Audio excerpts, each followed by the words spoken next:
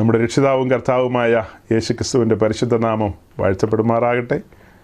പിന്നെയും വാത്സല്യ സഹോദരങ്ങളുടെ നടുവിൽ കർത്താവിൻ്റെ വചനവുമായി നിൽക്കുവാൻ അവിടെ തന്ന പ്രാഗൽഭ്യത്തിനായി സ്തോത്രം ചെയ്യുന്നു.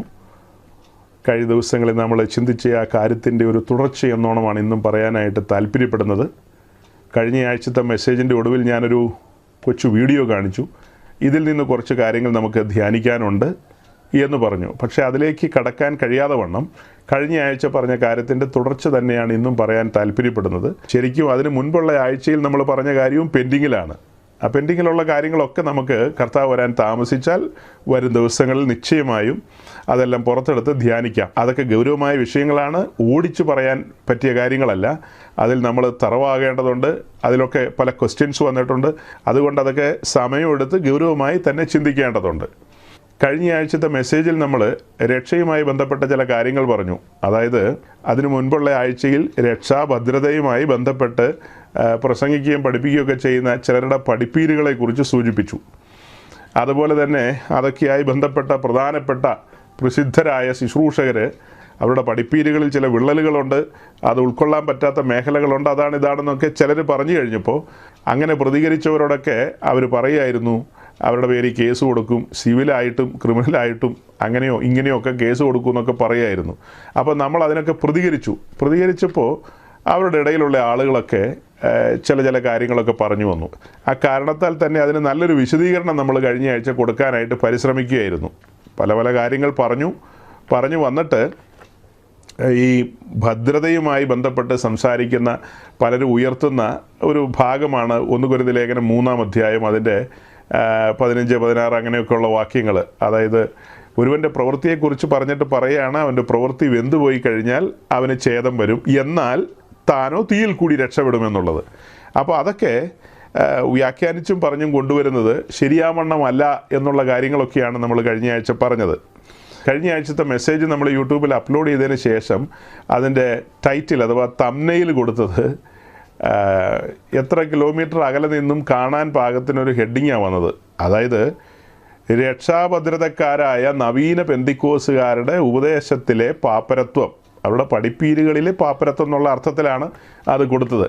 അങ്ങനെ ഒരു തലക്കെട്ട് കൊടുത്തതുകൊണ്ട് അവിടെ നിന്ന് ഇവിടെ നോക്കി ആളുകൾ ഓടിക്കതച്ചു വന്നു. നമ്മൾ നോക്കുമ്പോൾ കടന്നൽ കൂടെ ഇളകി വന്നതുപോലെയാണ് നമ്മുടെ യൂട്യൂബ് മെസ്സേജിനടിയിൽ കമൻസിൻ്റെ പൂരം. അപ്പോൾ അങ്ങനെ നമ്മൾ ഈ കമൻസൊക്കെ ഒന്ന് ശ്രദ്ധിച്ചു കഴിഞ്ഞപ്പോൾ സ്വാഭാവികമായിട്ട് അതിൻ്റെയൊക്കെ നോട്ടിഫിക്കേഷൻ എനിക്കും വരും. അതുകൊണ്ട് അതൊക്കെ ഇടയ്ക്ക് നമ്മൾ നോക്കുമ്പോൾ 2 തരം കമൻസാണ് വന്നത്. 2 തരം കമൻസ്. കാരണം നമ്മുടെ തലക്കെട്ട് എന്താ? രക്ഷാഭദ്രതയുമായി ബന്ധപ്പെട്ട കാര്യങ്ങളല്ലേ പറയുന്നത്. അതുകൊണ്ട് നമ്മുടെ ബ്രദർ ആൻഡ് സഹോദരന്മാരും എവിടെ നോക്കിയോ അറിഞ്ഞു കേട്ട് മണം പിടിച്ച് ഓടിക്കതച്ചു വന്നു. അവരും വന്ന് അതുമൊക്കെ എഴുതി വെച്ചു. ശരിക്കും പറഞ്ഞാൽ അവർ തെറ്റിദ്ധരിക്കപ്പെടുകയായിരുന്നു. അവരെ ഫോക്കസ് ചെയ്തുകൊണ്ട് ഒന്നും പറഞ്ഞതല്ല ആ കാര്യങ്ങൾ. നമ്മൾ ഈ നവീന പെന്തിക്കോസ്തുകാർ ഇങ്ങനെയൊക്കെ പറയുന്നു എന്നുള്ള കാര്യം പറഞ്ഞതാണ്. പക്ഷേ അത് അവിടെയും പോയി അറിയാതെ കൊണ്ടു. അപ്പോൾ അവരുടെ ഇടയിലെ ചിലർ എഴുതിയിരിക്കുന്ന കമൻസിൽ ഒന്ന് രണ്ടെണ്ണം ഞാനൊന്ന് സൂചിപ്പിക്കാം. അവർ പറയുന്നത്, ഈ രക്ഷാഭദ്രതയോട് താങ്കൾക്ക് എന്താ ഇത്ര ചൊരുക്കെന്ന്. രക്ഷാഭദ്രതയോട് താങ്കൾക്ക് എന്താ ഇത്ര ചൊരുക്ക്. അതേ ആൾ തന്നെ മറ്റൊരു കമൻറ്റും കൂടി എഴുതിയിരിക്കുന്നത്, താങ്കൾ രക്ഷിക്കപ്പെട്ടതിന് ശേഷം ഒരിക്കലെങ്കിലും രക്ഷ നഷ്ടപ്പെട്ടു പോയിട്ടുണ്ടോ? രക്ഷ പോയിട്ടുണ്ടോ എന്ന്. പിന്നെ എങ്ങനെയാണ് തിരികെ വന്നത്, അല്ലെങ്കിൽ ആ രക്ഷ എങ്ങനെയാണ് തിരികെ ലഭിച്ചതെന്ന്. ഭയങ്കര ചോദ്യമായിപ്പോയി. സത്യത്തിൽ ബ്രദർ ആൻഡ് സഹോദരങ്ങളോട് എനിക്ക് പറയാനുള്ളത്, ദയവായി നിങ്ങളെ ഓർത്തല്ല ഞങ്ങൾ ഈ കാര്യങ്ങളെ പറഞ്ഞത്. നിങ്ങൾ ഈ കേസ് പിടിക്കാൻ വരണ്ട.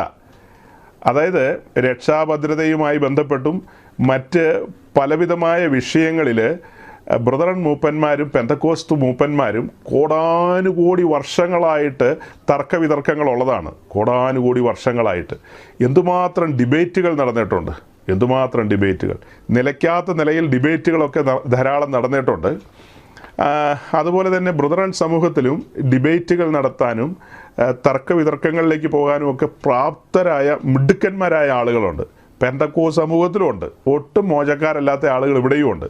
അത്തരക്കാർ തമ്മിൽ ഡിബേറ്റുകളിൽ ഏർപ്പെടുകയായിരിക്കും നല്ലത്. ഞങ്ങൾക്ക് കൂടുതൽ ഡിബേറ്റുകൾക്കൊന്നും താല്പര്യമില്ല. ഞങ്ങളുടെ ലക്ഷ്യം എന്ന് പറയുന്നത് എങ്ങനെയെങ്കിലും ഇത്ര വലിയ രക്ഷ ആളുകളുടെ ഇടയിൽ എത്തിക്കുക, രക്ഷയുടെ മഹാത്മ്യം പറഞ്ഞു കേൾപ്പിച്ച് ശരിയാവണ്ണം ക്രൂശ് വെളിപ്പെടുത്തി അവരെ ദൈവരാജ്യത്തിലേക്ക് കൊണ്ടുവരിക. ഇനി അങ്ങനെ വന്നതായിട്ടുള്ള ആളുകളെ സംബന്ധിച്ച് അവരെ ക്രിസ്തുവിൽ തികഞ്ഞവരാക്കണം, ഉത്സാഹികളാക്കണം, ആത്മീയ വിഷയത്തിൽ ഗൗരവമുള്ളവരാക്കണം. അതിനു വേണ്ടിയാണ് ഞങ്ങൾ അധ്വാനിച്ചുകൊണ്ടിരിക്കുന്നത്. അതിനിടയ്ക്ക് ബ്രോകളോട് യുദ്ധം ചെയ്യാനൊന്നും നമുക്ക് സമയമില്ല. അതുകൊണ്ട് ദയവായി ബ്രോകൾ ഈ കേസ് പിടിക്കരുത്.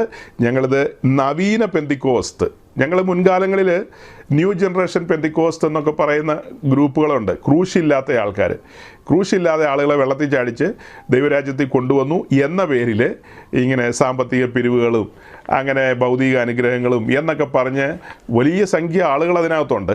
അപ്പോൾ അത്തരക്കാർക്കൊരു മാനസാന്തരം ഉണ്ടാകാൻ വേണ്ടി ഈ ന്യൂ ജൻ പെന്തിക്കോസ്ത് എന്ന് പറയുന്ന ആ ഗ്രൂപ്പുകളോടൊക്കെ ഞങ്ങൾ സംസാരിക്കാറുണ്ട്. അവരുടെ ഇടയിലെ മണ്ടത്തരങ്ങളും ഒക്കെ ഇടയ്ക്ക് പറയാറുണ്ട്.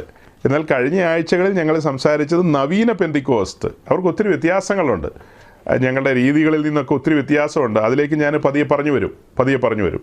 അപ്പോൾ നമ്മുടെ ഈ നവീന പെന്തിക്കോസ്ത് സഹോദരങ്ങളുടെ കമൻറ്റുകളിലേക്കൊന്ന് പോയി കഴിഞ്ഞാൽ ഓടിച്ചു പറയാം. അതായത് അതിലൊരു ജോൺസൺ എന്ന് പറയുന്നൊരു ബ്രദർ, അദ്ദേഹം പറയുന്നത് 1 മണിക്കൂറും 15 മിനിറ്റും താങ്കളുടെ മെസ്സേജ് കേട്ടു, ഒന്നും മനസ്സിലായില്ല, വചനത്തിൽ നിന്നും ഒരു വാക്ക് പോലും പറഞ്ഞില്ല, വായിൽ തോന്നിയത് കോതയ്ക്ക് പാട്ടെന്നല്ല, വായിൽ തോന്നിയത് എന്തൊക്കെയോ ഇങ്ങനെ പ്രസംഗിച്ചു, ഒരിക്കൽ പോലും ഒരു വിഷയത്തെ മുൻനിർത്തി ഒരു കാര്യവും പറയാത്ത ഒരു പാസ്റ്റർ. അങ്ങനെയാണ് അദ്ദേഹത്തിൻ്റെ കണ്ടെത്തൽ. അപ്പോൾ കഴിഞ്ഞ ആഴ്ച നിങ്ങൾ വരുന്ന കേട്ടതാ, വചനത്തിൽ നിന്ന് ഒന്നും പറഞ്ഞില്ല, വചനം വ്യാഖ്യാനിച്ചില്ല. 1 കൊരിന്ത്യർ ലേഖനം 3-ാം അധ്യായമൊക്കെ എടുത്ത് പ്രസംഗിച്ചതൊന്നും അദ്ദേഹം കേട്ട് കാണില്ല. 1 മണിക്കൂറും 15 മിനിറ്റും കേട്ടു. എവിടെ കൊണ്ടാണ് കേട്ടതെന്ന് എനിക്കറിയില്ല. അടുത്തൊരു ജോസൺ എന്ന് പറയുന്നൊരു ബ്രദർ പറയുന്നത് നിങ്ങളുടെ 80% പ്രസംഗവും വേസ്റ്റാണ്. അതായത് കഴിഞ്ഞ ആഴ്ചത്തെ മെസ്സേജിനെ ഉദ്ദേശിച്ചാണോ എന്നെനിക്കറിയില്ല. ഏതാണ്ട് 500-ൽ താഴെ മെസ്സേജുകൾ യൂട്യൂബിലുണ്ട്. നമ്മുടെ 500-ൽ താഴെ മെസ്സേജുകൾ. ആ 500-ൽ താഴെ മെസ്സേജുകളിലെ 80% വേസ്റ്റാണെന്നാണോ അദ്ദേഹം പറയുന്നതെന്ന് എനിക്കറിയില്ല. അദ്ദേഹത്തോട് ഞാനൊരു റിക്വസ്റ്റ് വെച്ചിരുന്നു, ദൈവത്തെ ഓർത്ത് അതൊരു 100% ഒന്നാക്കി തരികയാണെങ്കിൽ വലിയ ഉപകാരമുണ്ടെന്ന്. അദ്ദേഹം അത് പരിഗണിച്ചിട്ടില്ലെന്ന് എനിക്ക് തോന്നുന്നത്. അതുപോലെ അദ്ദേഹം പറയുന്ന മറ്റൊരു കാര്യമാണ്, കനാൻ നാടല്ല കേട്ടോ സ്വർഗമെന്ന്, സ്വർഗത്തിൻ്റെ നിഴലല്ല കനാൻ നാടെന്ന്. അതിൽ നിന്ന് ഞാൻ മനസ്സിലാക്കിയത് ഇവരൊന്നും ഈ പ്രസംഗം കേട്ടിട്ടല്ല ഈ കമൻ്റ് എഴുതുന്നത്. ഇനി അഥവാ കേട്ടിട്ടാണ് എഴുതിയതെങ്കിൽ തന്നെ അത്ഭുതമെന്ന് പറയാം. കാരണം കനാനുമായി ബന്ധപ്പെട്ട ഒരു വാക്ക് നമ്മൾ കഴിഞ്ഞ ആഴ്ച പറഞ്ഞില്ല, അതിന് മുൻപുള്ള ആഴ്ച പറഞ്ഞില്ല. നമ്മൾ ഒരു 3-4 ആഴ്ച മുമ്പ് ഈ കനാനും സ്വർഗവും ഒക്കെ ആയിട്ടുള്ള ബന്ധത്തിലെ കാര്യങ്ങൾ പറഞ്ഞിരുന്നു. അത് ഈ അടുത്ത ദിവസമൊന്നും പറഞ്ഞ കാര്യമല്ല, അതിനെക്കുറിച്ചൊക്കെ വളരെ വ്യക്തതയോടെ പറഞ്ഞിട്ടുണ്ട്. അപ്പോൾ ഞാൻ ഈ കമൻറ്റുകളിൽ നിന്നൊക്കെയുള്ള കാര്യങ്ങൾ വായിച്ച് കേൾപ്പിച്ചിട്ട് നിങ്ങളോട് പറയുന്നത് എന്താണെന്ന് ചോദിച്ചാൽ, സത്യത്തിൽ അവരുടെ ഗുരുവായ കഴിഞ്ഞ ദിവസം നമ്മൾ പറഞ്ഞ പ്രസിദ്ധനായ ആ ഉപദേശി ആ കമൻ്റൊക്കെ കണ്ടു കഴിഞ്ഞാൽ സങ്കടപ്പെടേണ്ടതുണ്ട്. കാരണം അവരുടെ ആൾക്കാർ അല്പം പോലും മര്യാദയില്ലാത്ത രീതിയിലാണ് വന്ന് കമൻ്റൊക്കെ എഴുതുന്നത്. അല്പം പോലും മര്യാദയില്ലാത്ത രീതിയിൽ ഇങ്ങനെയുള്ള സ്ഥലത്തൊക്കെ വന്ന് കമൻ്റൊക്കെ എഴുതുമ്പോൾ നമ്മൾ എന്തിനു വേണ്ടി നിലകൊള്ളുന്നവരാണ്, നമ്മുടെ ഉദ്ദേശ ലക്ഷ്യങ്ങൾ എന്താണ്, നമ്മൾ എന്താണ് പഠിപ്പിച്ചുകൊണ്ടിരിക്കുന്നത്, ഇതൊക്കെ മനസ്സിലാക്കിയിട്ട് വേണ്ട എഴുതാൻ. ആ ഒരു മെസ്സേജിൽ നിന്ന് മാത്രമല്ലല്ലോ എഴുതേണ്ടത്. ഇവരാരാണ്, ഇവരുടെ ലക്ഷ്യങ്ങൾ എന്താണ്, ഇതൊക്കെ പിടിയിടണമല്ലോ. കഴിഞ്ഞ നാളുകളിൽ നമ്മൾ എന്തെല്ലാം പറഞ്ഞിട്ടുണ്ടെന്നൊക്കെയുള്ളത് ആ യൂട്യൂബ് മെസ്സേജുകളിൽ കിടപ്പുണ്ടല്ലോ. അതിലൊരാൾ പറയുന്നത് രക്ഷയെക്കുറിച്ച് നമുക്ക് ഒന്നും അറിയില്ലെന്നാണ്. അതായത് നമ്മുടെ ഈ മെസ്സേജൊക്കെ കേൾക്കുന്ന പല സഹോദരങ്ങളും തിരിച്ചുമൊക്കെ മറുപടികൾ കൊടുത്തിരുന്നു. അപ്പോൾ അവർക്കൊക്കെ കൊടുത്ത മറുപടികളെ വെച്ചിട്ടും കൂടെയാണ് ഞാൻ പറയുന്നത്. അതായത് നമുക്ക് രക്ഷയെക്കുറിച്ച് ഒന്നും അറിയില്ലെന്നൊക്കെയാണ് പറയുന്നത്. അതിൻ്റെ മറുപടികളൊക്കെ ഞാൻ താഴേക്ക് പറഞ്ഞു വരുമ്പോൾ പറയും. അതായത് ഇവരുടെ വിചാരം അവരുടെ പ്രസിദ്ധനായ ഗുരു മാത്രമാണ് വചനം വ്യാഖ്യാനിക്കാൻ അറിയാവുന്നയാൾ, വേറെ ആളുകൾക്കൊന്നും ഭൂമിയിൽ വ്യാഖ്യാനിക്കാനോ പഠിപ്പിക്കാനോ അറിയില്ലെന്നുള്ള രീതിയിലാണ്.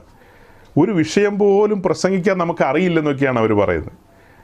അതാണോ അവരുടെ ഗുരു അവരെ പഠിപ്പിച്ചിരിക്കുന്നത്? നമ്മുടെ പ്രിയപ്പെട്ടവരാരും അങ്ങനെ ഏതെങ്കിലും ഒരു സ്ഥലത്ത് ചെന്നിട്ട് ഏതെങ്കിലും ദൈവദാസന്മാരോട് താങ്കൾക്കൊന്നും അറിയില്ല, ഞങ്ങളുടെ പാസ്റ്റർക്ക് മാത്രമേ അറിയൂ എന്നൊന്നും നിങ്ങളാരും പറയുമെന്ന് എനിക്ക് തോന്നുന്നില്ല. അവിടെ ചെന്നിട്ട് മാന്യമായിട്ട് വിയോജനക്കുറിപ്പുണ്ടെങ്കിൽ എന്തെങ്കിലും ഒരു 2 വാക്ക് പറയാം. അതല്ലാതെ ഒരു റഫായ രീതിയിൽ ചെന്ന് സംസാരിക്കേണ്ട കാര്യമില്ലല്ലോ. അങ്ങനെ സംസാരിക്കേണ്ട കാര്യമുണ്ടോ? അതുപോലെ താങ്കളുടെ രക്ഷ നഷ്ടപ്പെട്ടോ? പിന്നെ എന്താ, രക്ഷ നഷ്ടപ്പെടുമെന്ന് പ്രസംഗിക്കുന്ന താങ്കൾ എന്ത് പ്രസംഗിയാണ്? ഇങ്ങനെയൊക്കെ ധാരാളം ചോദ്യങ്ങളുണ്ട്. ഏതാണ്ട് 95 കമൻസ് എങ്ങാണ്ടുണ്ട്. ഞാനൊരു 3-4 പറഞ്ഞോളൂ, എല്ലാം പറയാൻ സാവകാശമില്ലല്ലോ. അപ്പോൾ അതൊക്കെ എന്തൊരു ചോദ്യങ്ങളാണ് സഹോദരങ്ങളെ. എനിക്ക് വലായ്മ തോന്നി. ഇപ്പോൾ ഔട്ട്സൈഡിൽ നിന്നൊക്കെ ആൾക്കാർ വന്ന് അങ്ങനെ ഹിറ്റ് ചെയ്യുകയാണെങ്കിൽ മനസ്സിലാക്കാം. ഇവർ വലിയ കാര്യമായ കാര്യങ്ങളൊക്കെ പറയുന്നവരാണെന്ന് നടിച്ചുകൊണ്ടിരിക്കുന്ന ആൾക്കാരാണ്. പക്ഷെ അവരുടെ സ്വഭാവം നോക്കുക. ഈ ബുദ്ധിയിലുള്ള പ്രസംഗങ്ങളും ബുദ്ധിയിലുള്ള പഠിപ്പിക്കലുകളും ആളുകളെ രൂപാന്തരത്തിലേക്ക് കൊണ്ടുവരില്ല. ഏറ്റവും വലിയ തെളിവാണത്. ബുദ്ധിയിൽ പഠിപ്പിക്കുന്ന ഉപദേശിമാരും അവരുമായി ബന്ധപ്പെട്ട ആളുകളെയൊക്കെ നമ്മൾ എടുത്ത് പഠിക്കുമ്പോൾ ഇത് നമുക്കൊരു പഠനത്തിനാണ് ഇവരെയൊക്കെ നമ്മുടെ മുമ്പിൽ കൊണ്ടുപോയി തന്നത്. അതിന് മുൻപുള്ള ആഴ്ചയിൽ ഒരുവൻ കമൻ്റ് എഴുതിയ കാര്യം ഞാൻ നിങ്ങളോട് പറഞ്ഞല്ലോ. അത് കഴിഞ്ഞിട്ട് എന്നെ വിളിച്ച കാര്യവും പറഞ്ഞു. ആ വിളിക്കുമ്പോൾ സംസാരിക്കുമ്പോൾ ഉള്ള ടോണും കാര്യങ്ങളുമൊക്കെ ഞാൻ അത് ആത്മാവിൽ മനസ്സിലാക്കുകയാണ്, അവരുടെ രീതികളും കാര്യങ്ങളുമൊക്കെ. അശേഷം സ്വഭാവ രൂപീകരണത്തിലേക്ക് അല്ലെങ്കിൽ അശേഷം രൂപാന്തരത്തിലേക്ക് വന്നിട്ടില്ലെന്നുള്ളതാണ് അതിൽ നിന്ന് എനിക്ക് മനസ്സിലായ ഒരു കാര്യം. 1 തിമോഥെയോസിന്റെ ലേഖനം 1-ാം അധ്യായം 15-ാം വാക്യം. ക്രിസ്തു യേശു പാപികളെ രക്ഷിപ്പാൻ ലോകത്തിൽ വന്നു എന്നുള്ളത് വിശ്വാസ്യവും എല്ലാവരും അംഗീകരിപ്പാൻ യോഗ്യവുമായ വചനം തന്നെ. ആ പാപികളിൽ ഞാൻ ഒന്നാമൻ. ഇവരുടെ പ്രധാനപ്പെട്ട ടീച്ചർ ഈ വാക്യത്തിൽ നിന്ന് വ്യാഖ്യാനിക്കുന്നത് ഞാൻ ഈ അടുത്ത ദിവസങ്ങളിൽ കേട്ടു. ഞാൻ അത്ഭുതപ്പെട്ടു പോയി. പൗലോസ് പാപിയാണെന്നുള്ള കാര്യം തന്നെയാണ് ഡിക്ലെയർ ചെയ്യുന്നത്. അതുപോലെ ആ ശുശ്രൂഷകനും പറയുന്നത് താനും പാപിയാണ്, പക്ഷെ കൃപയാലാണ് ഇപ്പോൾ നിൽക്കുന്നത്. താനും പാപിയാണ്, എന്നാൽ കൃപയാലാണ് നിൽക്കുന്നത്. നോക്കണം, വചനം വ്യാഖ്യാനിക്കുന്നതിൻ്റെ മണ്ടത്തരം ഞാൻ മുൻപേതോ മെസ്സേജിൽ സൂചിപ്പിച്ചിരുന്നു. ഒന്നുകൂടെ സന്ദർഭവശാൽ പറയുകയാണ്. 1 തിമോഥെയോസ് 1:15 നമ്മളിപ്പോൾ വായിച്ച ഈ വാക്യം ആ 15 മുതലല്ല അത് വായിക്കേണ്ടതും വ്യാഖ്യാനിക്കേണ്ടതും. അതിൻ്റെ 13-ാം വാക്യം വായിച്ചുകൊണ്ട് വേണം താഴേക്ക് വരാനായിട്ട്. അതായത് 13-ാം വാക്യത്തിൽ പറയുന്നത്, മുമ്പേ ഞാൻ ദൂഷകനും ഉപദ്രവിയും നിഷ്ഠൂരനുമായിരുന്നു, എങ്കിലും അവിശ്വാസത്താൽ അറിയാതെ ചെയ്തതാകൊണ്ട് എനിക്ക് കരുണ ലഭിച്ചു. നോക്കണം, പൗലോസ് എന്താ പറഞ്ഞത്? അത് തൻ്റെ പാസ്റ്റ് ടെൻസ് ആണ് കാണിക്കുന്നത്. ദമസ്കോസിന് മുൻപുള്ള തൻ്റെ ലൈഫാണ് ആ 13-ാം വാക്യത്തിൽ കാണുന്നത്. അത് പറഞ്ഞു കഴിഞ്ഞിട്ടാണ് താൻ പറയുന്നത് ഈ 15-ാം വാക്യത്തിൽ, ക്രിസ്തു യേശു പാപികളെ രക്ഷിപ്പാൻ ലോകത്തിൽ വന്നു എന്നുള്ളത് വിശ്വാസ്യവും എല്ലാവരും അംഗീകരിപ്പാൻ യോഗ്യവുമായ വചനം തന്നെ. ആ പാപികളിൽ ഞാൻ ഒന്നാമൻ. ഇന്ന് താൻ പാപിയാണെന്നല്ല പറയുന്നത്, തൻ്റെ പാസ്റ്റ് ടെൻസ് മുൻനിർത്തിക്കൊണ്ടാണ് പറയുന്നത്. തനിക്ക് വേണ്ടിയാണ് ക്രിസ്തു കാൽവറിയിൽ കയറിയത്, മുഴുവൻ പാപികൾക്കും വേണ്ടിയാണ് കയറിയത്. എന്നാൽ തൻ്റെ കാര്യം താൻ എടുത്തു പറയാണ്, ആ പാപികളിൽ താൻ ഒന്നാമനാണെന്ന്. ഈ പറഞ്ഞ രീതിയിൽ അവരുടെ ഉപദേശി പാപിയാണെന്നാണ് പറയുന്നത്. കൃപയാൽ നിൽക്കുന്നു, വിശ്വാസത്താൽ താൻ നീതീകരിക്കപ്പെട്ട് കൃപയാൽ പോകുന്നു. എന്നാൽ താൻ ഇപ്പോഴും പാപിയാണെന്നുള്ള ധ്വനി വരുമാറ് സംസാരിച്ചു കഴിഞ്ഞാൽ അത് എന്ത് വ്യാഖ്യാനമാണ്, എന്ത് ഡോക്ടറിനാണ്, എന്ത് പഠിപ്പീരാണ്? ആ പഠിപ്പീരുമായി ബന്ധപ്പെട്ടാണ് ഞാൻ ഈ 2 വാക്യം പറഞ്ഞത്. പൗലോസ് തൻ്റെ മുൻകാല ജീവിതാനുഭവങ്ങൾ വെച്ചിട്ടാണ് പറയുന്നത് താൻ പാപികളിൽ ഒന്നാമനെന്ന്. ഇന്ന് പൗലോസ് പാപികളിൽ ഒന്നാമനാണോ? പൗലോസ് എഴുതിയ ലേഖനങ്ങളെല്ലാം ആർക്കാ? വിളിക്കപ്പെട്ട വിശുദ്ധന്മാർക്ക് എഴുതിയതാണ്. രക്ഷിക്കപ്പെട്ട് സ്നാനപ്പെട്ട് വിശുദ്ധിയിൽ കൃപയിൽ ദൈവരാജ്യത്തിൽ നിൽക്കുന്ന ഓരോ ഭക്തന്മാരെയും സ്വർഗം വിളിക്കുന്നത് വിശുദ്ധന്മാരെന്നാണ്. കർത്താവിൻ്റെ വിശുദ്ധന്മാർ. അതെങ്ങനെയാണ് നമ്മൾ വിശുദ്ധന്മാരായത്? നമ്മൾ കർത്താവായ യേശുക്രിസ്തുവിൻ്റെ ക്രൂശ് മരണത്തിൽ ആശ്രയിച്ചു, അവിടെ ചിന്തിയ രക്തത്തിൽ ആശ്രയിച്ചു. ആ രക്തത്താലുള്ള ക്ലെൻസിങ് ലഭിച്ചു. ക്രിസ്തുവിൻ്റെ ക്രൂശിലൂടെയാണ് പിതാവായ ദൈവം നമ്മെ കാണുന്നത്. ആ ക്രൂശിലൂടെ നമ്മെ കാണുന്നത് കൊണ്ട് നാം നീതീകരിക്കപ്പെടുകയാണല്ലോ. അതിലേക്ക് ഞാൻ പറഞ്ഞു വരിക. നാം നീതീകരിക്കപ്പെട്ടവരാണ്. നീതീകരിക്കപ്പെട്ട് അടുത്തടുത്ത പടികളിലേക്ക് മുൻപോട്ട് നാം വന്നു കഴിയുമ്പോൾ നമ്മെ വിശുദ്ധന്മാരെന്നല്ലേ വിളിക്കുന്നത്. എന്നെ സംബന്ധിച്ച് എനിക്ക് ഉറപ്പിച്ച് പറയാൻ കഴിയും, ഞാനൊരു പാപിയല്ല. ഇന്നലകളിൽ ഞാൻ പാപിയായിരുന്നു. ഇന്നെന്നെ കർത്താവ് വിളിക്കുന്നത് തൻ്റെ വിശുദ്ധൻ എന്നുള്ള നിലയിലാണ്. എന്നിൽ വിശുദ്ധി ഉണ്ടായിട്ടല്ല, ഞാൻ വിശുദ്ധി അന്വേഷിക്കുന്ന ക്രിസ്തുവിലാണ്. എൻ്റെ വിശുദ്ധി ക്രിസ്തുവിലാണ്. ഞാൻ ക്രിസ്തുവിൽ മറയപ്പെടുകയാണ്. എന്നിൽ ജീവിക്കുന്നത് ക്രിസ്തുവാണ്. അവിടെയാണ് ഞാൻ എൻ്റെ വിശുദ്ധി കണ്ടെത്തുന്നത്. അല്ലാതെ ഞാൻ ഏതെങ്കിലും വിധത്തിൽ എൻ്റെ വിശുദ്ധി കൂട്ടുകയല്ല. ഞാൻ ദിവസേന മരിക്കുകയാണ്. അവനോ വളരെയണം, ഞാനോ കുറയണം. അതാണ് ഇവിടുത്തെ ഇക്വേഷൻ. അവനോ വളരെയണം, ഞാനോ കുറയണം. പുറമേയുള്ള മനുഷ്യൻ നാൾക്കുനാൾ ക്ഷയിക്കണം, അകമേയുള്ളവൻ നാൾക്കുനാൾ പുതുക്കം പ്രാപിക്കണം, ബലം പ്രാപിക്കണം. അങ്ങനെ വരുമ്പോൾ എൻ്റെ വിശുദ്ധി എന്ന് പറയുന്നത് ക്രിസ്തുവിലാണ്. ഇങ്ങനെ ഞാൻ പറയുമ്പോൾ തന്നെ, ഇങ്ങനെ നമ്മൾ പറയുമ്പോൾ തന്നെ നമ്മിൽ ഓരോരുത്തരിലും ജഡമുണ്ട്, കാർണൽ നേച്ചറുണ്ട്. നമ്മുടെ മുൻപോട്ടുള്ള പ്രയാണത്തിൽ പാപപ്രവൃത്തികൾ വെളിപ്പെടും. അത് പറയുമ്പോൾ ഒരു കാര്യം ഓർക്കണം. കഴിഞ്ഞ ഒരു മാസം പുറകിൽ നമ്മൾ കുറേ ആഴ്ചകൾ അടുപ്പിച്ച് പാപത്തെക്കുറിച്ചും പാപപ്രവൃത്തികളെക്കുറിച്ചും പ്രസംഗിച്ച ആളുകളാണ്. ആ മെസ്സേജുകൾ യൂട്യൂബിൽ നമ്മുടെ ആ ചാനലിലുണ്ട്. അത്യാവശ്യം ഈ വിഷയങ്ങളുടെയൊക്കെ ഒരു ഡെപ്ത് അറിയണമെന്നുള്ളവർക്ക് അവിടെ പോയാൽ ആ വിഷയങ്ങൾ കേൾക്കാം. പാപത്തെക്കുറിച്ചും പാപപ്രവൃത്തികളെക്കുറിച്ചും അവിടെ നമ്മൾ പറഞ്ഞിട്ടുണ്ട്.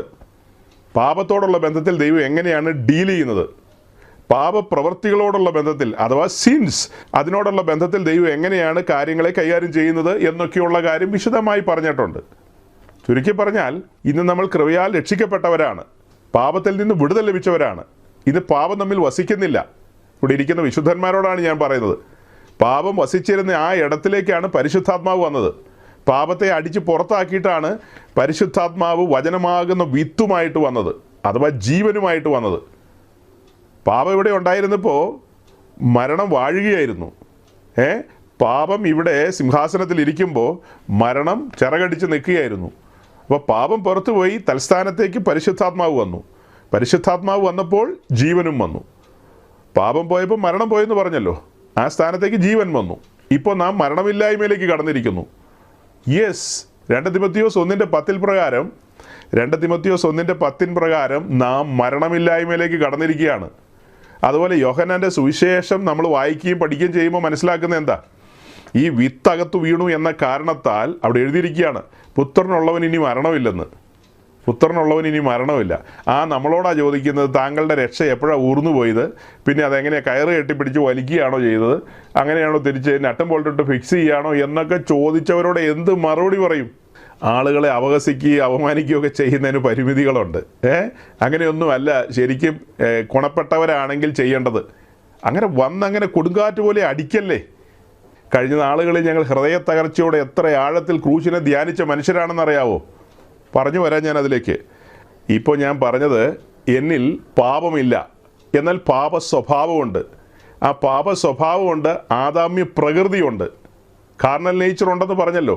അങ്ങനെയുള്ള നമ്മെ ആ ദിവ്യ സ്വഭാവത്തിലേക്ക് കൊണ്ടുവരണം. അതിനാണ് പരിശുദ്ധാത്മാവ് ഇപ്പോൾ നമ്മിൽ പരിവർത്തിച്ചുകൊണ്ടിരിക്കുന്നത്.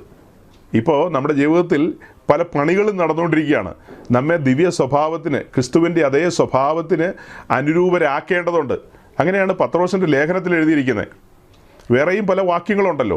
ആ വാക്യങ്ങളൊക്കെ വെച്ചിട്ട് നാം ക്രിസ്തു എന്ന തലയോളം വളരേണ്ടതുണ്ട്. അതിന് ഈ ഗ്രൂപ്പുകൾ പറയുന്നത് എന്താണെന്നറിയാവോ? ഒരിക്കലും നടക്കാത്ത കാര്യമാണ്. ക്രിസ്തു എന്ന തലയോളമൊക്കെ എങ്ങനെ വളരാൻ പറ്റുമെന്ന് ചോദിക്കുന്നത്. അതുപോലെ മറ്റൊരു കാര്യം, നാം ദൈവത്തിൻ്റെ സകല നിറവിനോളം നിറയണം. അതെങ്ങനെ സാധിക്കുമെന്നാണ് ചോദിക്കുന്നത്. നമുക്കൊരിക്കലും ക്രിസ്തുവിൻ്റെ സ്വഭാവത്തിലേക്ക് എത്താനോ ക്രിസ്തുവിനെ പോലെ ആകാനോ ആ സെയിം ഇമേജിലേക്കോ എത്താൻ കഴിയില്ലെന്നാണ് പറയുന്നത്. ഗിരിപ്രഭാഷണമൊന്നും നമുക്കുള്ളതല്ല, നമ്മളെക്കൊണ്ട് സാധ്യമല്ല. അതുകൊണ്ടല്ലേ 2 ആഴ്ച മുമ്പ് ഈ കൂട്ടത്തിലുള്ള ബിരുദന്മാരവിടെ വന്ന് കമൻ്റ് എഴുതിയത്. ഈ പുള്ളിക്കാരനോടെല്ലാം വായ്പ ചോദിക്കും, പുള്ളി എല്ലാം തരും, പിന്നെ എന്താ, അങ്ങനെ കുറേ കാര്യങ്ങൾ. ഏതാണ്ട് അരമുറിയൊക്കെ കേട്ടിട്ടുണ്ട്. ആ അരമുറിയും കേട്ടിട്ടാണ് ഇവർ ഓരോരോ കാര്യങ്ങളെ പറയുന്നത്. അല്ലാതെ വചനം ധ്യാനിച്ചിട്ടോ പഠിച്ചിട്ടോ ഒന്നുമല്ല. കേട്ടതൊക്കെ വലിയ സംഭവമായിട്ട് അവർക്ക് തോന്നി. മറുപടിയായി പറയുന്നത് 1 തിമോത്തിയോസ് 1:15 പറഞ്ഞത്, ഇന്ന് ഞങ്ങളാരും പാപികളല്ല. ഓർത്തഡോക്സിലും യാക്കോബയിലും കത്തോലിക്കയിലും ഒക്കെ അവരുടെ പുരോഹിതന്മാർ കുർബാനയൊക്കെ ചൊല്ലിയിട്ട് ഒടുക്കം പറയും, ബലഹീനനും പാപിയുമായ അടിയന് വേണ്ടിയും പ്രാർത്ഥിക്കണമെന്നൊക്കെ. അങ്ങനെ പെന്തക്കോസിലെ പാസ്റ്റേഴ്സ് ആരും പറയാറില്ല. പെന്തക്കോസിലെ പാസ്റ്റേഴ്സൊന്നും കുർബാന കഴിഞ്ഞിട്ട് ഒടുക്കും അങ്ങനെ പറയാറില്ല.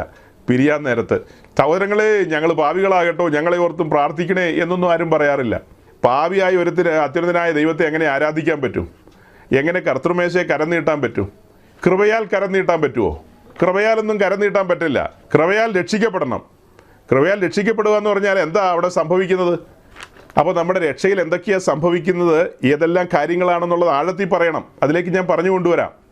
അതിനിടയിൽ ഒരു കാര്യം എൻ്റെ ഓർമ്മയിൽ വരിക.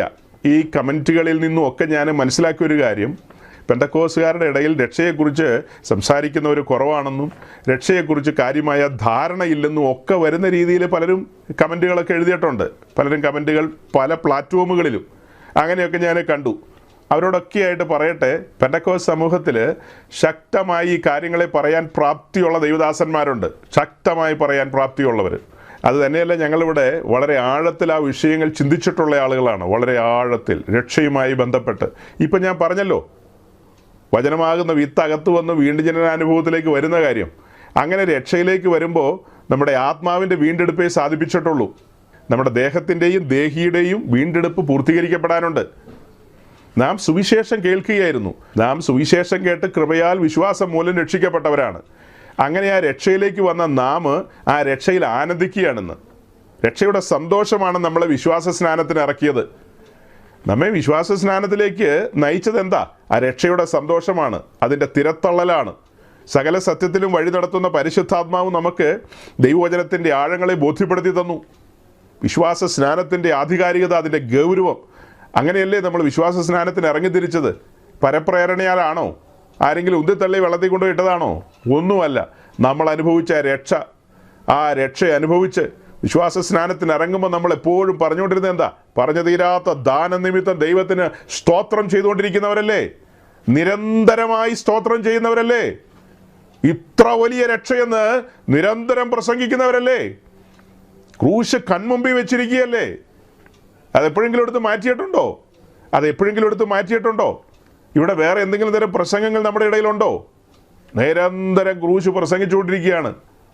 ക്രൂശിക്കപ്പെട്ട ക്രിസ്തുവിനെ ഉയർത്തിക്കൊണ്ടിരിക്കുകയാണ്. അതിൻ്റെ ആഴങ്ങൾ തേടിക്കൊണ്ടിരിക്കുകയാണ്. അങ്ങനെയുള്ള നമ്മളോടാ വന്ന് പറയുന്നത്, എപ്പോഴാണ് രക്ഷയെന്ന് ചാടിപ്പോയിട്ട് എപ്പോഴാണ് തിരിച്ചു കയറി വന്നതെന്ന്. നമ്മൾ പറഞ്ഞു, ആത്മാവിൻ്റെ വീണ്ടെടുപ്പ് സാധിപ്പിച്ചു കഴിഞ്ഞു. ദേഹി പെൻഡിങ്ങിലാണ്. ദേഹത്തിൽ ഇപ്പോൾ പ്രത്യേകിച്ച് പണിയൊന്നുമില്ല. കാഹളം ധ്വനിക്കുമ്പോൾ രൂപാന്തര ശരീരം ലഭിക്കും. എന്നാൽ നമ്മുടെ ദേഹിയിൽ അഥവാ പ്രാണനിൽ ഇപ്പോൾ നിരന്തരമായി പണികൾ നടന്നുകൊണ്ടിരിക്കുന്നു. ആ പണികളുടെ പൂർത്തീകരണത്തിലേക്ക് വരുമ്പോഴാണ് നാം ആ ദിവ്യ സ്വഭാവത്തിലേക്ക് എത്തുന്നത്. വ്യക്തി എന്ന് പറയുന്നത് ആ ദേഹിയാണ്. അപ്പം ആ ദേഹിയിലാണ് പണികൾ നടന്നുകൊണ്ടിരിക്കുന്നത്. ദേഹിയിൽ പണികൾ നടന്നുകൊണ്ടിരിക്കുന്നു എന്ന കാരണത്താലാണ് പറഞ്ഞത് നാം ആ ദിവ്യ സ്വഭാവത്തിലേക്കാണ് നടന്നു പോയിക്കൊണ്ടിരിക്കുന്നത്. നമ്മുടെ ജീവിതത്തിൽ ദൈവം പല കാര്യങ്ങളും അനുവദിക്കും. അങ്ങനെയല്ലേ നമ്മൾ ആ രക്ഷയുടെ ഒരു പൂർണ്ണതയിലേക്ക് വരുന്നത്. ഇപ്പം നമ്മൾ പറഞ്ഞു, കൃപയാൽ നാം വിശ്വാസം മൂലം രക്ഷിക്കപ്പെട്ടു എന്ന്. അങ്ങനെ രക്ഷിക്കപ്പെട്ട് ദൈവരാജ്യത്തിൽ വന്ന നമ്മോടുള്ള ബന്ധത്തിൽ, നമ്മുടെ രക്ഷയിൽ നമുക്ക് ഉത്തമമായ ബോധ്യമുണ്ട്, ഉറപ്പുമുണ്ട്. അവിടെയാണ് എബ്രായ ലേഖനം 7:25 വായിക്കേണ്ടത്. എബ്രായർ 7:25 ഒന്ന് വായിച്ചേ. അതുകൊണ്ട് താൻ മുഖാന്തരമായി ദൈവത്തോട് അടുക്കുന്നവർക്ക് വേണ്ടി പക്ഷപാതം ചെയ്യുവാൻ സദാ ജീവിക്കുന്നവനാകയാൽ അവരെ പൂർണ്ണമായി രക്ഷിക്കുവാൻ അവൻ പ്രാപ്തനാകുന്നു. പ്രിയരെ, ഇപ്പോൾ വായിച്ച വാക്യമുണ്ടല്ലോ, നമ്മുടെ കർത്താവ് യേശുക്രിസ്തു നമ്മെ പൂർണ്ണമായും രക്ഷിപ്പാൻ പ്രാപ്തനാണ്. അപ്പം നമ്മുടെ രക്ഷ അപൂർണമാണെന്നാണോ അതിൻ്റെ അർത്ഥം? നമ്മൾ അങ്ങനെ വിശ്വസിക്കുന്നവരല്ല. നമ്മുടെ കർത്താവ് നമ്മെ പാപത്തിൽ നിന്നും വിടുവിച്ചു. ഇപ്പോൾ നമുക്ക് ആത്മരക്ഷ ലഭിച്ചിട്ടുണ്ട്. സമ്പൂർണ്ണ രക്ഷയിലേക്കാണ് കർത്താവ് നമ്മെ കൊണ്ടുപോകുന്നത്. ആ കാര്യമാണ് അവിടെ വായിക്കുന്നത്. അവൻ നമ്മെ പൂർണ്ണമായും രക്ഷിപ്പാൻ പ്രാപ്തനെന്ന് തന്നെയാണ് എഴുതിയിരിക്കുന്നത്. നമ്മളെ ഇടയ്ക്ക് എവിടെയെങ്കിലും കളഞ്ഞിട്ട് പോകുന്നൊന്നുമല്ല. നമ്മൾ ആരും അങ്ങനെ വിശ്വസിക്കുന്നില്ല. നമ്മളെ കർത്താവ് രക്ഷിക്കും, ആ രക്ഷയിലേക്ക് നമ്മെ കൊണ്ടുപോകും. അടുത്തൊരു വാക്യോടെ ഫിലിപ്പ് ലേഖനം 1:4, ഇംഗ്ലീഷ് ബൈബിൾ ഉള്ളവർക്ക് 1:6. Philippians chapter 1:6. നിങ്ങളിൽ നല്ല പ്രവൃത്തി ആരംഭിച്ചവൻ യേശുക്രിസ്തുവിൻ്റെ നാളോളം അതിനെ തികയ്ക്കുമെന്ന് ഉറച്ചു വിശ്വസിച്ചിരിക്കുന്നു. നിങ്ങളിൽ നല്ല പ്രവൃത്തി ആരംഭിച്ചവൻ, ഒരു പ്രവൃത്തി ആരംഭിച്ചിട്ടുണ്ട്, ആരംഭിച്ചവൻ അത് തികയ്ക്കുമെന്ന് ഉറച്ചു വിശ്വസിക്കുകയാണ്. എബ്രായർ 7:25 എന്താ വായിച്ചത്? അവൻ നമ്മെ പൂർണ്ണമായും രക്ഷിപ്പാൻ പ്രാപ്തനാണ്. ഇതെല്ലാം വിശ്വസിക്കുന്ന ആളുകളോടാണ് വന്ന് ചോദിക്കുന്നത്, നിങ്ങളുടെ രക്ഷ എന്നാ നഷ്ടപ്പെട്ടത്, പിന്നെ എപ്പോഴാണ് തിരിച്ചെടുത്തതെന്നൊക്കെ. കഴിഞ്ഞ ദിവസത്തെ മെസ്സേജിൽ ഒരിക്കൽ പോലും നമ്മൾ രക്ഷ നഷ്ടപ്പെടുന്ന കാര്യമൊന്നും പറഞ്ഞില്ല. നമ്മൾ രക്ഷാഭദ്രതാ വാദത്തെയാണ് ചോദ്യം ചെയ്തത്. അല്ലാതെ രക്ഷ നഷ്ടപ്പെടുമെന്ന് പ്രസംഗത്തിൽ എവിടെയാണ് പറഞ്ഞത്? കഴിഞ്ഞ ആഴ്ചത്തെ മെസ്സേജിൽ ഞാൻ എൻ്റെ വ്യക്തിപരമായ അനുഭവം പറഞ്ഞു. ഞാൻ വിശ്വാസ വഴിയിൽ വന്നിട്ട് ഇന്നുവരെ അല്പം പോലും ചഞ്ചലിച്ചിട്ടില്ല രക്ഷയുടെ കാര്യത്തിൽ.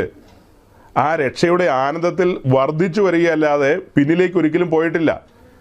നമ്മുടെ ക്രിസ്തീയ ജീവിതത്തിൽ മുൻപോട്ടുള്ള യാത്രയിൽ പലവിധമായ പ്രതിസന്ധികളും പ്രതികൂലങ്ങളിലൂടെയൊക്കെ പോയ സമയത്തൊക്കെ സങ്കടപ്പെട്ടിട്ടുണ്ട്. അങ്ങനെ പല പല കാര്യങ്ങളും അതൊക്കെ സംഭവിച്ചിട്ടുണ്ട്. പക്ഷേ നമ്മുടെ രക്ഷയിൽ നമ്മൾ ഒരിക്കലും ഒരു ക്വസ്റ്റ്യൻ മാർക്ക് ഇട്ടിട്ടില്ല. ഒരിക്കൽ പോലും അതിനൊരു ചഞ്ചലിപ്പ് വന്നിട്ടില്ല. എൻ്റെ ചിന്ത ശരിയാണെങ്കിൽ നമ്മുടെ കൂടെ ഇവിടെ ഇരിക്കുന്ന പ്രിയപ്പെട്ടവരാരും അങ്ങനെ ചിന്തിക്കുന്നവരല്ലെന്നാണ് എൻ്റെ ചിന്ത. അങ്ങനെ രക്ഷയിൽ സംശയിക്കുന്നവരിവിടെ ഇരിപ്പുണ്ടോ? എന്നാൽ ചില പ്രിയപ്പെട്ടവരുടെയൊക്കെ സംസാരത്തിൽ നിന്ന് എനിക്ക് അങ്ങനത്തെ ചില ചിന്തകൾ വന്നിട്ടുണ്ട് പലയിടങ്ങളിൽ വെച്ച്. അതായത് ആ സഹോദരങ്ങളൊക്കെ അവരുടെ ജീവിതത്തിൽ എന്തെങ്കിലും ഒരു ചെറിയ പ്രശ്നം വന്നു കഴിഞ്ഞാൽ ഉടനെ അവർ പറയുന്നത്, കർത്താവ് വന്നാൽ എന്നെ കൊണ്ടുപോകുമോ? ചഞ്ചലപ്പെടുക. അത് കേൾക്കുന്ന ആളുകളാണ് ഇങ്ങനെയൊക്കെ പറയുന്നത്. പെന്തക്കോസ്ത് സമൂഹത്തിലെ ഒരുപറ്റം സഹോദരന്മാരും വിശേഷിച്ച് സഹോദരിമാരുടെ എണ്ണമാണ് കൂടുതൽ. അതായത് എന്തെങ്കിലും ജീവിതത്തിൽ കുറവുകളോ ബലഹീനതകളോ പരാജയങ്ങളോ സംഭവിച്ചാൽ ഉടനെ അവർ ചിന്തിക്കുകയാണ്, കർത്താവ് എന്നെ കളയും, കർത്താവ് വരുമ്പോൾ എന്നെ കൊണ്ടുപോകുമെന്നൊക്കെ. അപ്പോൾ രക്ഷയെക്കുറിച്ച് നിങ്ങൾ എന്താ ധരിച്ചിരിക്കുന്നത്? അതുകൊണ്ടല്ലേ ബ്രദറുകാർ കളിയാക്കുന്നത്, അതുകൊണ്ടല്ലേ നവീന പെന്തിക്കോസുകാർ ഇപ്പോൾ ബോംബിടുന്നത്. ഒന്ന് പറഞ്ഞ് രണ്ടിന് കർത്താവ് അറബിക്കടലിലേക്ക് എറിയുകയാണോ? കൃപയാൽ വിശ്വാസം മൂലം രക്ഷിക്കപ്പെട്ടവരാ നാം. ആ രക്ഷയിൽ നാം നിൽക്കണം. ആ രക്ഷയിൽ നിന്ന് പോയി വിശുദ്ധീകരിച്ച നിയമരക്തത്തെ മലിനമെന്ന് എണ്ണി ചവിട്ടി പുറത്തു പോയി കഴിഞ്ഞാൽ പിന്നെ പറഞ്ഞിട്ട് കാര്യമില്ല. അത് ഞാൻ പിന്നാലെ പറയാം. നോർമൽ കേസാണ് പറയുന്നത്. നോർമലി നാം നമ്മുടെ രക്ഷയിൽ നിൽക്കുന്നു, അഥവാ നാം ക്രിസ്തുവിൽ ജീവിക്കുന്നു. അങ്ങനെ മുൻപോട്ട് പോകുമ്പോൾ നമ്മുടെ ജീവിതത്തിലെ ബലഹീനതകളോ കുറവുകളോ വന്നിട്ടുണ്ടെങ്കിൽ ഏറ്റുപറഞ്ഞ് ക്രമീകരണം പ്രാപിക്കണം. അനുദിന ജീവിതത്തിൽ എന്തെങ്കിലും സംഭവിച്ചാൽ ക്രമീകരണം പ്രാപിക്കാൻ അവസരമുണ്ടല്ലോ. അങ്ങനെ ക്രമീകരണം പ്രാപിച്ച് യഥാസ്ഥാനപ്പെടണം. പിന്നെ എന്തിനാ അങ്ങനെ പറയുന്നത്? അയ്യോ ഇപ്പോൾ കർത്താവ് വന്ന് എന്നെ കളഞ്ഞിട്ട് പോകും, അങ്ങനെ ചിന്തിക്കരുതെന്നേ. അങ്ങനെ ചിന്തിക്കരുത്. നമ്മുടെ മിടുക്ക് കൊണ്ടോ നമ്മുടെ അധ്വാനം കൊണ്ടൊന്നും അല്ല കാഹളം ധനിച്ച് നാം പോകാൻ പോകുന്നത്. നാം കൃപയാൽ രക്ഷിക്കപ്പെട്ടവരാണ്, വിശ്വാസം മൂലം നീതീകരിക്കപ്പെട്ടവരാണ്. നമ്മുടെ മുൻപോട്ടുള്ള യാത്ര വിശ്വാസത്താലാണ്. വിശ്വാസത്തിൽ ജീവിച്ച് വിശ്വാസത്തിൽ മരിക്കണം. പൗലോസ്ലീഹ എന്താ പറയുന്നത്? ഞാൻ നല്ല പോർവരുതി, ഓട്ടം തികച്ചു, വിശ്വാസം കാത്തു. ഞാൻ നല്ല പോർവരുതി, ഓട്ടം തികച്ചു, വിശ്വാസം കാത്തു. അത് കഴിഞ്ഞിട്ട് താൻ എന്താ പറയുന്നത്? തനിക്ക് വേണ്ടി വെച്ചിരിക്കുന്ന കിരീടത്തെക്കുറിച്ചാണ് പറയുന്നത്. അപ്പോൾ അത് അത്ര ബോധ്യത്തിലാണ് പറയുന്നത്. ആ ബോധ്യത്തിലായിരിക്കണം നമ്മുടെ പ്രിയപ്പെട്ടവരൊക്കെ. അതിനുവേണ്ടിയല്ലേ ഇങ്ങനെ ഒരുമിച്ച് കൂടുന്നതൊക്കെ. അപ്പം നോക്കണം, നമുക്ക് നമ്മുടെ സ്വന്തം അധ്വാനത്തിലല്ല നമ്മൾ നമ്മുടെ നിത്യത കരസ്ഥമാക്കുന്നത്. കൃപയാൽ നമുക്ക് ലഭിക്കപ്പെട്ടതാണ്. എപ്പോഴും ഓർക്കേണ്ടത്, നാം കൃപയാൽ രക്ഷിക്കപ്പെട്ടവരാണ്. നാം ആ കൃപയെ അഗണ്യമാക്കരുത്. വിശ്വാസത്താൽ നീതീകരിക്കപ്പെട്ടവരാണ്. എൻ്റെ നീതിമാൻ തുടർന്ന് വിശ്വാസത്തിൽ ജീവിക്കണമെന്നുള്ളതാണ്. എബ്രായർ 11 വരുമ്പോൾ അബ്രഹാമിനെ കുറിച്ച് പറയുന്ന അബ്രഹാം വിശ്വാസത്തിൽ മരിച്ചു എന്നാണ്. അതുപോലെ നാമും വിശ്വാസത്തിൽ മരിക്കണം. നമ്മെ ഏൽപ്പിച്ചിരിക്കുന്ന ബാറ്റൺ നഷ്ടപ്പെടുത്താതെ അവസാനം വരെ ഓടണം. ഓട്ടക്കളത്തിൽ ഒത്തിരി പേര് ഓടുന്നുണ്ട്. പലരും ബാറ്റൺ എറിഞ്ഞു കളഞ്ഞിട്ടാണ് ഓടുന്നത്. അങ്ങനെ ഓടിയിട്ട് കാര്യമില്ല. ബാറ്റൺ മുറുകെ പിടിക്കണം. അഗ്നിമയമായ പ്രമാണത്തെ ലഭിച്ചിരിക്കുന്നത്, അതിനെ മുറുകെ പിടിച്ചുകൊണ്ട് പോകണം. അങ്ങനെ പോകുമ്പോൾ ഒരു സംശയമോ ചഞ്ചലിപ്പോ വരുന്നത് എങ്ങനെയാണെന്ന് എനിക്ക് മനസ്സിലാകുന്നില്ല. ഏത് വിധത്തിലാണ്? നമ്മൾ വെറും ലോകക്കാരെ പോലെ ജീവിക്കുകയാണെങ്കിൽ അങ്ങനത്തെ സംശയങ്ങളൊക്കെ വരാം സ്വാഭാവികമായിട്ടും. അതെങ്ങനെ അങ്ങനെ ജീവിക്കാൻ കഴിയും? നിരന്തരം ഇങ്ങനത്തെ പ്രസംഗമൊക്കെ കേട്ടിട്ട് അങ്ങനെ ലോകത്തിൻ്റെ സ്നേഹിതനാകാൻ പോകുന്നത് എങ്ങനെ സാധിക്കും? നമുക്കങ്ങനെ സാധിക്കുമോ? ക്രൂശല്ലേ എപ്പോഴും കൺമുമ്പിൽ വയ്ക്കുന്നത്. വരാൻ പോകുന്ന പുതിയ ഭൂമിയിൽ വെളിപ്പെടുന്ന പുതിയ യെരൂശലേമിനെ കുറിച്ച് നിരന്തരം വാതോരാതെ പറഞ്ഞുകൊണ്ടിരിക്കുകയല്ലേ. അതൊക്കെ കേട്ടിട്ട് നമ്മൾ ലോകത്തിൻ്റെ സ്നേഹിതനാകാൻ പോയി എന്ന് പറഞ്ഞാൽ, മോശ പോലും മിസ്രൈമിലെ താൽക്കാലിക സുഖത്തിനു വേണ്ടി ഉത്സാഹിച്ചില്ല. ഫറവോൻ്റെ മകളുടെ പുത്രൻ എന്നുള്ള നിലയിൽ, അഥവാ ജൂനിയർ ഫറവോ എന്നുള്ള വിളിപ്പേരിനൊന്നും നിന്നുകൊടുത്തില്ല. ദൈവജനത്തോടുകൂടെ കഷ്ടം സഹിക്കാൻ ഇറങ്ങി തിരിച്ചു. അതെന്താ? തൻ്റെ മുമ്പിൽ വെച്ചിരിക്കുന്ന മഹിമയോർത്തിട്ട ചില ബോധ്യങ്ങൾ ലഭിച്ചതുകൊണ്ടല്ലേ. അപ്പോൾ അങ്ങനത്തെ ബോധ്യങ്ങളിലൂടെ നമ്മൾ സഞ്ചരിക്കുമ്പോൾ ഇങ്ങനത്തെ ചഞ്ചലിപ്പൊക്കെ നമുക്ക് എങ്ങനെയാണ് വരുന്നത്? ഒരിക്കലും അങ്ങനെ വരാൻ പാടില്ല. രക്ഷ എപ്പോഴും ഭദ്രമാണ് സഹോദരങ്ങളെ. രക്ഷയ്ക്ക് എന്തെങ്കിലും കുഴപ്പം വരുന്നുണ്ടോ? കഴിഞ്ഞ ദിവസം ഞാൻ പറഞ്ഞ പോലെ വീണ്ടും പറയാണ്, രക്ഷ അവിടെ ഇരിക്കും, നമ്മൾ നഷ്ടപ്പെട്ടു പോകാൻ ഇടവരരുത്. അതിനുള്ള സാധ്യത കുറവാണ്. കാരണം എന്താ? നാം വചനത്തിൽ നിൽക്കുന്നവരല്ലേ. വചനത്തിൽ നിന്ന് അകന്നു മാറി ആത്മാവിനെ അനുസരിക്കാതെ ജീവിച്ചു കഴിഞ്ഞാൽ ഇതൊക്കെ സംഭവിക്കാം. പെന്തക്കോസ്തരെന്ന് പറയുന്ന നമ്മെക്കുറിച്ച് പുറമേ ഉള്ളവർക്ക് ശരിയാമണ്ണം ഒരു ബോധ്യം ലഭിച്ചിട്ടില്ല. അവരുടെ വിചാരം കുറേ ഒച്ചയുണ്ടാക്കുന്നു, കുറേ ഓടുന്നു, ചാടുന്നു, എന്തൊക്കെയോ കാട്ടിക്കൂട്ടുന്നു, അങ്ങനെയുള്ളൊരു കൂട്ടം ആൾക്കാരെന്നുള്ള നിലയിലാണ് പലരും കരുതുന്നത്. ശരിക്കും കഴിഞ്ഞ ദിവസം ഞാനൊരു സഹോദരനോട് ഇതിനെക്കുറിച്ച് പറഞ്ഞപ്പോൾ പറയായിരുന്നു, ഞങ്ങൾ വചനത്തിൽ നിലനിൽക്കുന്നവരാണ്. ഇത് പറയുമ്പോൾ ആരെങ്കിലും വചനത്തിൽ നിലനിൽക്കാത്തവരുണ്ടെങ്കിൽ ഇപ്പോൾ തന്നെ മാനസാന്തരപ്പെട്ടോണം. ഇത് കഴിയുന്നവരത്തേക്ക് നോക്കരുത്. ആ ചിന്തയിലേക്ക് വരണം. വചനത്തിൽ നിലനിൽക്കണം. നിങ്ങൾ എൻ്റെ വചനത്തിൽ നിലനിന്നാൽ നിങ്ങൾ എൻ്റെ ശിഷ്യന്മാരായെന്നാണ്. ആ വചനം വിട്ട് ഇടത്തോട്ടോ വലത്തോട്ടോ മാറാൻ പാടില്ല. വചനത്തിൽ നിലനിൽക്കുന്നൊരു സമൂഹമാണ്. 2, ആത്മാവിനെ അനുസരിച്ച് നടക്കുന്നൊരു സമൂഹം. അടുത്തത്, ആത്മാവിൽ ജീവിക്കുന്നൊരു സമൂഹം. ഇത് കേൾക്കുമ്പോൾ പലരും ചിന്തിക്കുമായിരിക്കും, എൻ്റെ ദൈവമേ ഇവിടുത്തെ പെന്തിക്കോസുകാരുടെ കാര്യമാണോ ഈ പറയുന്നതെന്ന്. അതൊന്നും എനിക്കറിയില്ല. ഞാൻ പൊതുവായിട്ടാണ് പറയുന്നത്. 10 പേരുണ്ടെങ്കിൽ ആ 10 പേരെ വെച്ചിട്ടാണ് പറയുന്നത്.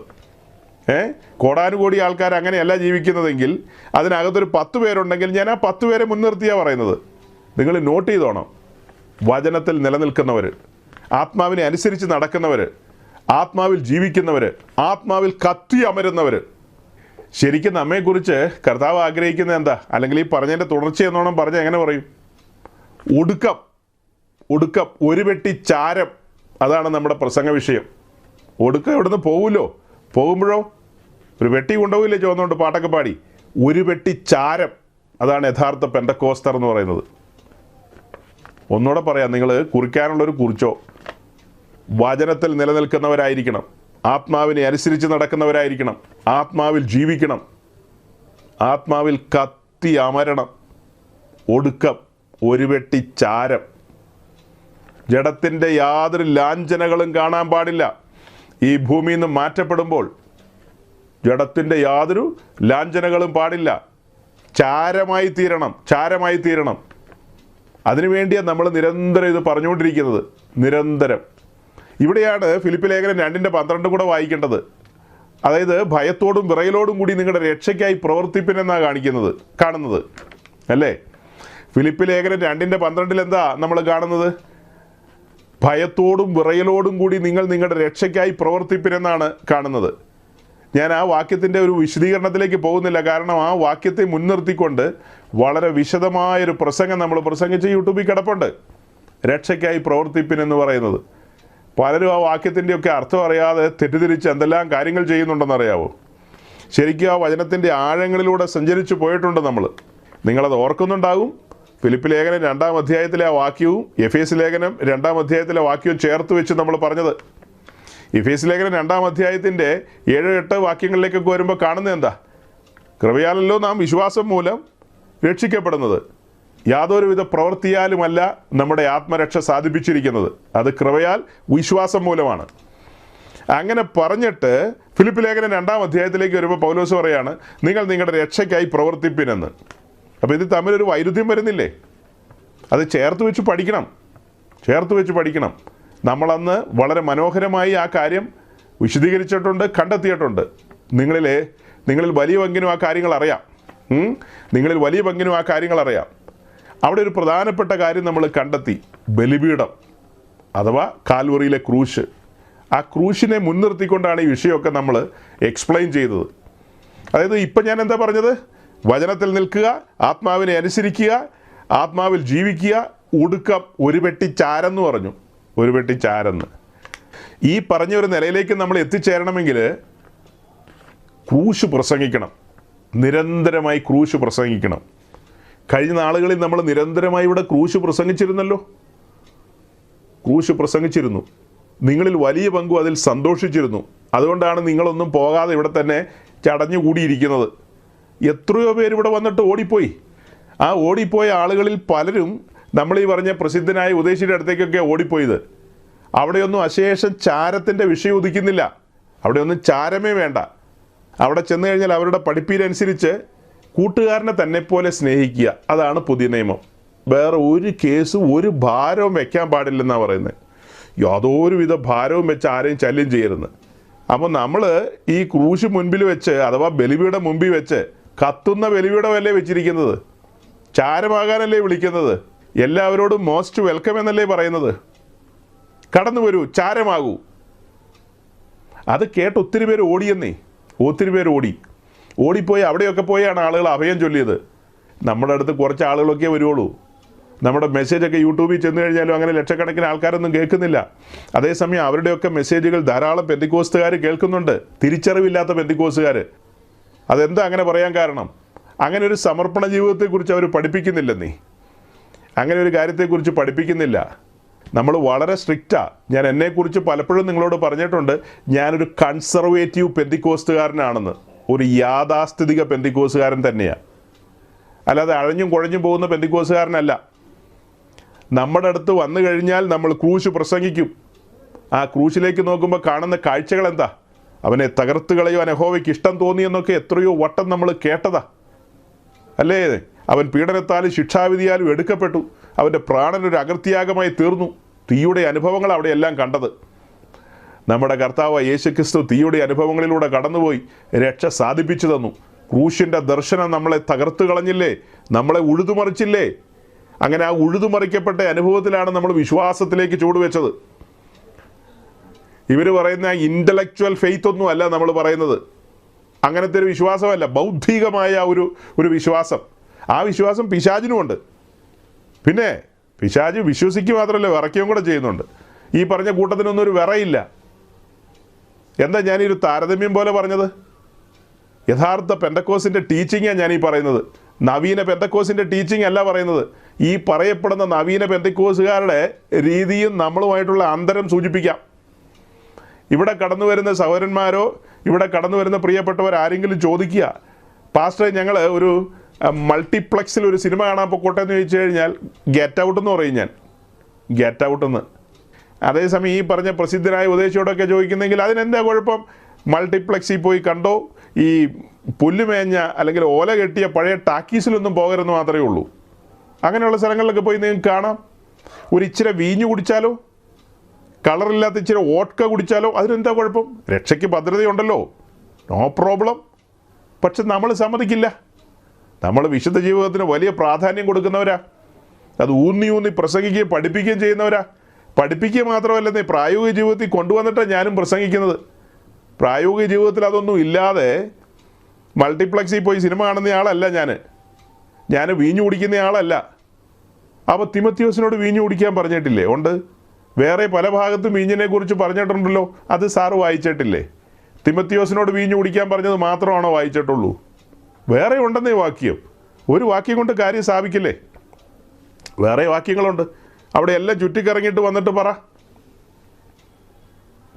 അപ്പം അതൊന്നും നമ്മൾ അനുവദിക്കില്ല. നമ്മൾ പറഞ്ഞല്ലോ, നമ്മൾ നിരന്തരം ക്രൂശ് പ്രസംഗിക്കും. അത് സമർപ്പണത്തെയാണ് കാണിക്കുന്നത്, സമർപ്പിത ജീവിതം. തോന്നിയതുപോലെ ജീവിക്കാൻ പറ്റില്ല. ഇഷ്ടമുള്ള പോലെയൊന്നും കാര്യം നടക്കില്ലെന്നേ, ഇഷ്ടമുള്ള പോലെയൊന്നും കാര്യം നടക്കില്ല. ഇത്തരം സ്ഥലങ്ങളിൽ ആളുകൾ ഓടിക്കൂടുന്നതിൻ്റെ കാരണം വ്യാഖ്യാനങ്ങൾ. അതായത് മുടിയംപുത്രൻ മടങ്ങി വന്നപ്പോൾ അപ്പം മോതിരവിട്ട് സ്വർണ്ണ മോതിരവിട്ട് സ്വീകരിച്ചല്ലോ, അത് കേട്ടതേ ആളുകൾ ഓടിക്കൂടുക അങ്ങോട്ട്. മുടിയംപുത്രൻ മടങ്ങി വരുമ്പോൾ സ്വർണ്ണമോതിരവിട്ട് സ്വീകരിക്കുമെന്ന്. അപ്പോൾ ഇവിടെ വന്നാലോ സജി പാസ്റ്റർ എന്താ പറയുന്നത്? സജി പാസ്റ്റർ അതിൻ്റെ ഉത്തരം വേറെ രീതിയിലാണ് പറയുന്നത്. അപ്പോൾ അതുകൊണ്ട് ആളുകൾ ഓടിക്കൂടില്ല. അത്യാവശ്യക്കാർ മാത്രമേ അവിടെ ഇരിക്കുകയുള്ളൂ, അല്ലാത്തവർ സ്ഥലം കാലിയാക്കും. സൗരങ്ങളെ, ഞാൻ ഈ കഴിഞ്ഞ 2 ആഴ്ചകളും ഇന്നും ഒക്കെ ഇങ്ങനെ ചില പ്രസിദ്ധരെന്നും ചില നവീന ബന്ധിക്കോസുകാരെന്നും ഇങ്ങനെ രക്ഷാഭദ്രതയൊക്കെ ആയിട്ട് വരുന്ന ബന്ധിക്കോസ് എന്നൊക്കെ പറയുന്നതിൻ്റെ കാരണം എന്തെന്ന് ചോദിച്ചാൽ, അതായത് ഞാനുമായിട്ട് ഏറ്റവും നല്ല സഹവർത്തത്തിലിരുന്ന ചില പ്രിയപ്പെട്ടവരൊക്കെ എൻ്റെ അഭാവത്തിൽ പ്രസംഗിച്ചിരുന്ന ചില ദൈവദാസന്മാരൊക്കെയുണ്ട്. അവരൊക്കെ ഇത്തരം കൂട്ടങ്ങളിലേക്ക് പോയി. അത് കണ്ണാലെ കണ്ടയാളാണ് ഞാൻ. അതുകൊണ്ടൊക്കെയാണ് ഞാൻ ഇത്ര തുറന്നു പറയുന്നത്. നമ്മുടെ എവിടെയൊക്കെ വന്ന് വചനം കേട്ട ചിലരൊക്കെ ഈ മുടിയംപുത്രന് മോതിരം ഇട്ട് കൊടുത്തു എന്ന് കേട്ടിട്ട് അങ്ങോട്ട് ഓടിപ്പോയവരുണ്ട്. നമ്മളെന്താ പറയുന്നത്? ശരീരത്തിൻ്റെ സമർപ്പണം നിർബന്ധമായിട്ടാണ് പറയുന്നത്. സെയിൽ ഡീഡിൽ ഒപ്പുവെക്കണം, അഥവാ തീറാധാരത്തിൽ ഒപ്പുവെച്ചെങ്കിലേ വെള്ളത്തിൽ ഇറക്കൂ, അല്ലെങ്കിൽ ഇറങ്ങണ്ട, നിർബന്ധമൊന്നുമില്ല. നിൻ്റെ ശരീരം ബലിപീഠത്തിൽ വെക്കണം, നിന്നെ തന്നെ ബലിപീഠത്തിൽ വെക്കണം, എങ്കിലേ വിശ്വാസ സ്നാനത്തിന് ഇറങ്ങിത്തിരിക്കാൻ കഴിയൂ. അത് പോകെ പിന്നീട് പോരേന്ന് ചോദിച്ചാൽ പോരാ. അതിന് പറ്റിയ സ്ഥലങ്ങളിൽ പൊക്കോ, അവിടെ പോയി ചെയ്തോ. നമ്മളത് അനുവദിക്കില്ല. രക്ഷയോടുള്ള ബന്ധത്തിൽ ഇങ്ങനെ വല്ല കണ്ടീഷനും ഉണ്ടോ? ഒരു കണ്ടീഷനും ഇല്ലെന്നേ, അൺകണ്ടീഷണലല്ലേ. എത്ര സമഗ്രമായ പഠനങ്ങളാണ് നിങ്ങളുടെ കൺമുമ്പിൽ കൊണ്ടുവച്ചത് സഹോദരങ്ങളെ, ഓർത്തു നോക്കി. ദൈവസന്നിധിയിൽ നമ്മൾ നന്ദിയുള്ളവരായിരിക്കണം. മഹത്തരമായ പഠനങ്ങളാണ് പരിശുദ്ധാത്മാവ് നമ്മുടെ മുമ്പിൽ കൊണ്ടുപോയി തന്നത്. രക്ഷ തികച്ച് സൗജന്യമാണ്, അവിടെ ഒരു കണ്ടീഷനുമില്ല. കൃപയാൽ വിശ്വാസം മൂലം നാം രക്ഷിക്കപ്പെടുകയാണ്. ആ രക്ഷിക്കപ്പെട്ട നാം വിശ്വാസ സ്നാനത്തിന് ഇറങ്ങുന്നതിന് മുമ്പ് ഇരുന്ന് കണക്ക് കൂട്ടി നോക്കണം. കാരണം എന്താ? ക്രിസ്തുവിനോട് ചേരാനാണ് സ്നാനമേൽക്കുന്നത്. പരമപരിശുദ്ധനോടാണ് ചേരാൻ പോകുന്നത്. വിശുദ്ധ ജീവിതം നയിക്കണം. ശേഷം മനുഷ്യരെ പോലെ ജീവിക്കാൻ കഴിയില്ല. ഒരു നാസീർ വ്രതക്കാരനെ പോലെയാണ് നാം നമ്മെ പരിഗണിക്കുന്നത്, അല്ലേ? ഒരു നാസീർ വ്രതക്കാരനെ പോലെയാണ് നാം നമ്മെ പരിഗണിക്കുന്നത്. പഴയ നിയമത്തിൽ നമ്മൾ നാസീറിനെ കാണുന്നുണ്ടല്ലോ. ആ നാസീർ വ്രതക്കാരൻ എല്ലാവരെയും പോലെ ജീവിക്കുന്നവനല്ല. അങ്ങനെ തന്നെയാണ് കുഞ്ഞാടിൻ്റെ നിയുക്ത മണവാട്ടിയും ജീവിക്കേണ്ടത്. മറ്റുള്ളവർ പലതും കാണിക്കുമെന്നേ, അതിനനുസരിച്ചൊന്നും നമുക്ക് ജീവിക്കാൻ കഴിയില്ല. പലർക്കും വചനത്തിൻ്റെ ആഴങ്ങൾ മനസ്സിലായിട്ടില്ല, പലതും വെളിപ്പെട്ട് കിട്ടിയിട്ടില്ല. അതുകൊണ്ട് അവർ ചോദിക്കും, വാക്യമുണ്ടോ, വചനമുണ്ടോ? കൂട്ടുകാരനെ തന്നെ പോലെ മാത്രം സ്നേഹിച്ചാൽ പോരെ, വേറെ വാക്യങ്ങളുണ്ടോ എന്നൊക്കെ ചോദിച്ചാൽ ഈ 66 പുസ്തകത്തിൽ അങ്ങനെ ഒരു വാക്യം മാത്രമേ ഉള്ളൂ? ഈ 27 പുസ്തകങ്ങളടങ്ങിയ പുതിയ നിയമത്തിൽ അങ്ങനെ ഒരു കാര്യം മാത്രമേ ഉള്ളൂ? സകല പ്രമാണവും അതിൽ അടങ്ങിയിരിക്കുന്നു എന്ന് പറഞ്ഞു. അങ്ങനെയാണെങ്കിൽ പിന്നെ ഈ ലേഖനങ്ങളൊന്നും എഴുതേണ്ട ആവശ്യം ഉണ്ടായിരുന്നില്ലല്ലോ. ലേഖനങ്ങളുടെ ആവശ്യമുണ്ടോ? 4 സുവിശേഷം എടുത്ത് പ്രസംഗിച്ചിട്ട് കൂട്ടുകാരനെ തന്നെ പോലെ തന്നെ സ്നേഹിക്കുക, ഗുഡ് ബൈ എന്ന് പറഞ്ഞാൽ പോരായിരുന്നോ? അങ്ങനെ പോരെന്നേ. വലിയ സമർപ്പണത്തിലേക്ക് വരേണ്ടതുണ്ട്, പണിയപ്പെടേണ്ടതുണ്ട്. അങ്ങനെ തീയിലൂടെയും വെള്ളത്തിലൂടെയൊക്കെ കടന്നു പോകേണ്ട സാഹചര്യങ്ങളെ ദൈവം അനുവദിക്കും. അങ്ങനെയൊക്കെ അനുവദിക്കും. എങ്കിൽ മാത്രമേ വെളിപ്പാട് പുസ്തകം 1-ാം അധ്യായത്തിൽ കാണുന്ന ആ തേജോമയ രൂപത്തോട് അനുരൂപപ്പെടാൻ കഴിയൂ. 1-ാം അധ്യായത്തിലൊരു തേജോമയ രൂപം നിൽക്കുന്നില്ലേ? ആ നിൽക്കുന്ന തേജോമയ രൂപത്തിൻ്റെ ശിരസിലേക്ക് നോക്കിയേ. അത് നമ്മുടെ വാഴ്ത്തപ്പെട്ടവനായ കർത്താവായ യേശു ക്രിസ്തുവാണ്, അഥവാ നമ്മുടെ ആത്മമണവാളനാണ്. ആ ശരീരത്തിലേക്ക് നോക്കിയാൽ നമ്മൾ ആരെയാണ് കാണുന്നത്? പണിതീർക്കപ്പെട്ട സഭയാണ്, ഒരുക്കം പൂർത്തീകരിക്കപ്പെട്ട കാന്തയാണ് അത് കാണിക്കുന്നത്. രണ്ടും പറ്റിച്ചേർന്ന് ഒന്നായിരിക്കുകയാണ്. നാം ഇത്ര സീരിയസ് ആയി കാര്യങ്ങളെ പറയുന്നതിൻ്റെ കാരണം എന്താ? നാം സ്നാനപ്പെടുമ്പോൾ ക്രിസ്തുവിനോട് ചേരുന്നു. അവിടെ കൊണ്ട് അവസാനിക്കുന്നില്ല. നമ്മുടെ യാത്രയിൽ ക്രിസ്തുവിനോട് പറ്റിച്ചേരേണ്ടതുണ്ട്. അതിന് സമർപ്പണം ആവശ്യമാണ്. ആ സമർപ്പിത ജീവിതത്തിൽ തന്നെ മുൻപോട്ട് പോകണം, അല്ലാതെ ഒക്കില്ല. അവിടെയാണ് ഞാൻ സൂചിപ്പിച്ചത്, ഒരു വെട്ടി ചാരമായിട്ട് ഇവിടുന്ന് പാട്ടും പാടി സമയമാനതം പാടി കൊണ്ടുപോകണമെന്ന്. ഈ ലോകത്തിൻ്റെ സ്നേഹിതനാകാൻ പോകരുത്. 70 ഏറിയാൽ 80 ഉള്ളൂ, അതിൽ കൂടുതലൊന്നുമില്ല. അല്ലെങ്കിൽ 90 100 കൂട്ടിക്കോ. അത് കഴിഞ്ഞാലോ ഒരു നിത്യതയാണ് നമ്മെ കാത്തിരിക്കുന്നത്. ആ നിത്യതയിൽ ഒരു തേജസ്സുമായി കടന്നു ചെല്ലണോ, അതെയോ തേജസ്സിന്മേൽ തേജസ്സുമായി കടന്നു പോകണമോ? 1 കൊരിന്ത്യർ 15-ാം അധ്യായത്തിൽ വളരെ വിസ്തരിച്ച് കാര്യങ്ങളെ പറയുന്നുണ്ട്. നിത്യതയിൽ ഓരോരുത്തൻ താൻ്റെ നിരയിലത്രയെന്ന്. ആദ്യഫലം ക്രിസ്തു, പിന്നെ ക്രിസ്തുവിനുള്ളവർ, പിന്നെ അവസാനം ഓരോരുത്തൻ താൻ്റെ നിരയിലത്രേ. അപ്പോൾ വരാൻ പോകുന്ന നിത്യതയോടുള്ള ബന്ധത്തിൽ ഓരോരുത്തൻ താൻ്റെ നിരയിലാണ്. അപ്പം നമ്മുടെ നിര മെച്ചപ്പെടുത്താൻ വേണ്ടിയാണ് നമ്മൾ കഠിനമായി പ്രസംഗിക്കുന്നത്. ഏത് മനുഷ്യനെയും ക്രിസ്തുവിൽ തികഞ്ഞവനാക്കണമെന്ന് കൊലേസ് ലേഖനത്തിലുണ്ട്. അത് വെച്ചിട്ടാണ് പറയുന്നത്. അങ്ങനെ തികഞ്ഞവരായി വരുന്നവരാണ് ക്രിസ്തുവിൻ്റെ അതേ പ്രതിമ ധരിക്കുന്നവർ. അതേ പ്രതിമ എന്ന് പറഞ്ഞാൽ അതാണ് വെളിപ്പാട് ദിവസം 1-ാം അധ്യായത്തിൽ നമ്മൾ കണ്ടത്. ആ ഒരു തലത്തിലേക്ക് നമ്മൾ എത്തിച്ചേരണം. അതിന് ഗൗരവമായ പഠനങ്ങൾ ആവശ്യമാണ്. അതുകൊണ്ടാണ് നിരന്തരം ക്രൂശ് പ്രസംഗിക്കുന്നത്. ഞാൻ സൂചിപ്പിച്ചല്ലോ, ഞാനുമായി സഹകരിച്ചിരുന്ന സഹോദരങ്ങൾ, അതുപോലെ ചില ശുശ്രൂഷകരൊക്കെ ഇങ്ങനെയുള്ള കാര്യങ്ങൾ കേട്ട് രക്ഷാഭദ്രതയുടെ വഴിയിലേക്ക് പോയി. അതുകൊണ്ടാണ് ഞാൻ ഇത്ര ഗൗരവമായിട്ട് പറയുന്നത്. കഴിഞ്ഞ ആഴ്ചത്തെ മെസ്സേജിൻ്റെ അടിയിൽ ഈ വന്ന കമൻസിൽ ഒരു കമൻറ്റ് ഇങ്ങനെയായിരുന്നു. അത് തുടക്കത്തിൽ പറയണമെന്ന് ഓർത്താൽ മറന്നുപോയി. താങ്കൾ ഇതിനെ ഇങ്ങനെ കുറ്റം പറയുന്നതെന്ന് ചോദിക്കുന്നത്. താങ്കളിങ്ങനെ ഇവരുടെയൊക്കെ കുറ്റം പറയുന്നത് എന്തിനാണെന്നാണ് ആ കമൻ്റ് എഴുത്തുകാരൻ ചോദിക്കുന്നത്. അദ്ദേഹത്തെ പോലെ പലരുടെയും ഉള്ളിൽ ആ ചിന്തയുണ്ടാകും. അവരോടെല്ലാമായിട്ട് പറയട്ടെ, നിങ്ങൾ യൂട്യൂബിൽ കേട്ടത് യൂട്യൂബിന് വേണ്ടി റെക്കോർഡ് ചെയ്ത ഒരു റെക്കോർഡഡ് മെസ്സേജ് അല്ല. ഇത് എൻ്റെ ഉത്തരവാദിത്വത്തിലും വിചാരണയിലുമുള്ള വിശുദ്ധന്മാർ ഈ കൂട്ടായ്മയിലുണ്ട്. അടുത്തൊരു ഗ്രൂപ്പ് ഇതിനകത്തുള്ളത് എന്നെ സ്നേഹിക്കുകയും വിശ്വസിക്കുകയും ചെയ്യുന്ന, അതായത് പ്രയോജനമുള്ളതൊന്നും മറച്ചു വെക്കാതെ അവരുടെ ആത്മീയ ജീവിതത്തിൻ്റെ വർധനവിന് വേണ്ടി അവരെ സഹായിക്കുന്ന ഒരു ശുശ്രൂഷകൻ എന്ന നിലയിൽ അങ്ങനെയും കടന്നു വന്നിട്ടുള്ള പ്രിയപ്പെട്ടവരുണ്ട്. പിന്നെ പലരും പുതുതായിട്ടൊക്കെ ചിലപ്പോൾ കടന്നു വന്നിട്ടുണ്ടാകാം. പ്രധാനപ്പെട്ട 2 ഗ്രൂപ്പിൻ്റെ കാര്യമാണ് പറഞ്ഞത്. എൻ്റെ വിചാരണയിൽ ഉത്തരവാദിത്വത്തിലുള്ള സഹോദരങ്ങൾ ഇവിടെ കേൾവിക്കാരായിട്ടുണ്ട്. 2, എന്നെ സ്നേഹിക്കുകയും ആത്മീയ ബന്ധം പുലർത്തുകയും ചെയ്യുന്ന, അതായത് അവരെന്നെ വിശ്വസിക്കുന്നുണ്ട്. സത്യവചനം പ്രസംഗിക്കുമെന്നും പ്രയോജനമുള്ളതൊന്നും മറച്ചു വയ്ക്കാതെ അവർക്ക് പറഞ്ഞു കൊടുക്കുമെന്നും അവരുടെ ക്രിസ്തീയ ജീവിതത്തിൽ അവർക്ക് അതൊരു അനുഗ്രഹമായി തീരുമെന്നും അങ്ങനെ ചിന്തയുള്ളവർ മാത്രം, അങ്ങനെയുള്ളവരും കടന്നു വന്നിട്ടുണ്ട്. അത്തരക്കാരോട് എനിക്ക് പല കാര്യങ്ങളും തുറന്നു പറയേണ്ടതുണ്ട്. അവരാരും കുഴി ചാടാൻ പാടില്ല, തെറ്റായ ടീച്ചിങ്ങുകളിൽ പോയി വീഴാൻ പാടില്ല. ഈ കമൻ്റ് എഴുതിയ അവരുടെ ഗുരുവായ ഉപദേശിയുടെ ടീച്ചിങ്ങിലൊന്നും പോകരുതെന്നുള്ളതാണ് ഞാൻ പറഞ്ഞത്. അതെങ്ങനെ കുറ്റം പറയുന്നാകും? ഞാൻ അവരുടെ ഉപദേശിയുടെ ഭദ്രതാ സിദ്ധാന്തങ്ങളും അതുപോലെ ആ പാവിയിൽ ഞാൻ ഒന്നാമനാണെന്നുള്ളതും മുടിയൻ പുത്രന് മോതിരം ഇട്ട് കൊടുക്കുന്ന കാര്യം ഇനി അങ്ങനെ കിടക്കുകയോ ഒത്തിരി. ഇങ്ങനെയുള്ള ഈ കാര്യങ്ങളൊക്കെ വ്യാഖ്യാന പെശകളും മണ്ടത്തരങ്ങളുമാണ്. അതൊന്നും കേൾക്കാൻ എൻ്റെ പ്രിയപ്പെട്ടവർ പോകരുതെന്നാണ് ഞാൻ പറഞ്ഞത്. അതെങ്ങനെ കുറ്റം പറയുന്നാകും? എനിക്ക് പ്രിയപ്പെട്ടവരോടല്ലേ പറയുന്നത്. ഞാനൊരു ക്യാമറയിൽ ഒരു വീഡിയോ റെക്കോർഡ് ചെയ്ത് യൂട്യൂബിലോ ഫേസ്ബുക്കിലോ കൊണ്ട് ഇടുകയാണെന്ന് വിചാരിക്കുക. ഏതെങ്കിലും ഉദ്ദേശിമാരുടെയൊക്കെ എന്തെങ്കിലും കുറ്റമോ കുറവോ അവരുടെ പഠന രീതികളോ പഠിപ്പീരുകളോ ഒക്കെ പറഞ്ഞുകൊണ്ട് ഇടുകയാണെങ്കിൽ അതൊരു മര്യാദയല്ലെന്ന് പറയാം. നോക്കണം, ഇത് ഞാൻ ഡയറക്റ്റ് പ്രസംഗിക്കുന്ന പ്രസംഗമാണ്. ലൈവായി മനുഷ്യന്മാർ കേട്ടുകൊണ്ടിരിക്കുകയാണ്. അത് ഓട്ടോമാറ്റിക്കലി റെക്കോർഡ് ചെയ്യുന്നുണ്ടെന്ന് മാത്രം. റെക്കോർഡ് ചെയ്യുന്ന മെസ്സേജ് ഇവിടെ വരാൻ കഴിയാത്ത വാത്സല്യ സഹോദരങ്ങൾക്ക് വേണ്ടി ഞങ്ങൾ പിന്നത്തേതിൽ യൂട്യൂബിൽ അപ്ലോഡ് ചെയ്യുന്നു. കോടാനുകോടി ആളുകളൊന്നും കേൾക്കണമെന്ന് ഞങ്ങൾ ആഗ്രഹിക്കുന്നില്ല. ഇത് കേൾക്കാൻ താല്പര്യപ്പെടുന്ന ആളുകളുണ്ട്. ക്രൂശിൻ്റെ വചനങ്ങൾ കേൾക്കാൻ താല്പര്യപ്പെടുന്നവരുണ്ട്. സമർപ്പിത ജീവിതത്തിൽ മുൻപോട്ട് പോകണം, ഞങ്ങൾക്കും ചാരമായി തീരണം, കാഹളം ധ്വനിക്കുമ്പോൾ പറക്കണം, ഞങ്ങൾക്ക് ചന്ദ്രൻ്റെ തേജസ് പോരാ, സൂര്യൻ്റെ തേജസ് പോരാ, നക്ഷത്രങ്ങളും തമ്മിൽ തേജസ് കൊണ്ട് ഭേദമുണ്ട് എന്നുള്ള കാര്യം അറിയാവുന്നവരൂടെയുണ്ട്. അങ്ങനെ ആ തേജസ്സിന്മേൽ തേജസ് പ്രാപിച്ച് ജയാളികൾ എന്ന നിലയിൽ കുഞ്ഞാടിനോടുകൂടെ സിംഹാസനത്തിൽ ഒരുമിച്ചിരിക്കാൻ ആഗ്രഹിക്കുന്നവർ ആ വെമ്പലുള്ളവരിവിടെയുണ്ട്, ഇവിടെയുണ്ട്. അത്തരക്കാരോട് തുറന്ന് സംസാരിക്കും, ഞാൻ അവരോട് തുറന്ന് സംസാരിക്കും. എത്രയായിരക്കണക്കിന് ദൈവദാസന്മാരാണ് മലയാളക്കരയിലും ഇന്ത്യ മഹാരാജ്യത്തും ഉള്ളത്, വിശേഷിച്ച് മലയാള ഭാഷ സംസാരിക്കുന്നവർ. അവരുടെ ഒന്നും കാര്യങ്ങൾ ഞങ്ങളിവിടെ പറയാറില്ല. ഇവിടെ ഞങ്ങൾ ഈ ന്യൂ ജനറേഷൻ പെന്തിക്കോസിൻ്റെ നേരം പോക്കുകളും അവരോട് ഒട്ടി നിൽക്കുന്ന ക്ലാസിക്കൽ പെന്തിക്കോസും അതിൽ ലീഡേഴ്സുമായി ബന്ധപ്പെട്ട കാര്യങ്ങളൊക്കെ ഇടയ്ക്ക് പറയും. എന്തിനാ അങ്ങനെ പറയുന്നതെന്ന് ചോദിച്ചാൽ, ഞങ്ങൾക്കെല്ലാം പിള്ളേരുണ്ട്, പിള്ളേരൊക്കെ വളർന്നു വരികയാണ്, ആൺപിള്ളേരുണ്ട് പെൺപിള്ളേരുണ്ട്, ഇവരെയൊക്കെ അങ്ങോട്ടും ഇങ്ങോട്ടുമൊക്കെ കെട്ടിച്ചും വാഴിച്ചൊക്കെ കൊടുക്കണം. അങ്ങനെ വരുമ്പോൾ ഇൻ്റർനാഷണൽ കറക്ക് കമ്പനിയുടെ അടുത്തേക്കൊന്നും ഞങ്ങളുടെ പെൺകുട്ടികളെ കെട്ടിച്ചു വിടാൻ പറ്റില്ല, ഞങ്ങൾക്ക് അങ്ങനെയുള്ള കൂട്ടങ്ങളിൽ നിന്ന് പെണ്ണിനെയോട്ട് വേണ്ടതാനും. വിശുദ്ധമതികളായ പെൺകുട്ടികളെയാണ് വേണ്ടത്, ആരും അബദ്ധത്തിൽ പോയി ചാടരുത്. കഴിഞ്ഞ ആഴ്ചത്തെ നമ്മുടെ മെസ്സേജിൽ പറഞ്ഞൊരു കാര്യം, ആ മെസ്സേജിൻ്റെ ലെങ്ത് നിമിത്തം നമ്മൾ അത് കളഞ്ഞു. അവിടെ പറഞ്ഞൊരു കാര്യം നിങ്ങൾ കേട്ടതാണല്ലോ, പുറമേ ഉള്ളവർ പിന്നെ കേട്ടിട്ടില്ല.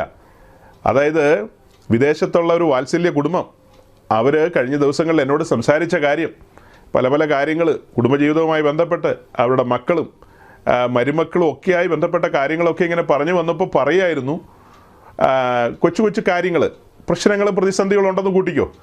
അപ്പോൾ ഞാൻ ചോദിച്ചു അവരോട്, നിങ്ങൾ അവിടെ പ്രസിദ്ധമായ ഇന്ന പോലൊരു പെന്തിക്കോസ് ചർച്ചിലല്ലേ കൂടിക്കൊണ്ടിരുന്നേ? അതെ, അവരെല്ലാവരും ശ്രേഷ്ഠരെന്ന് എണ്ണുന്നവരാ.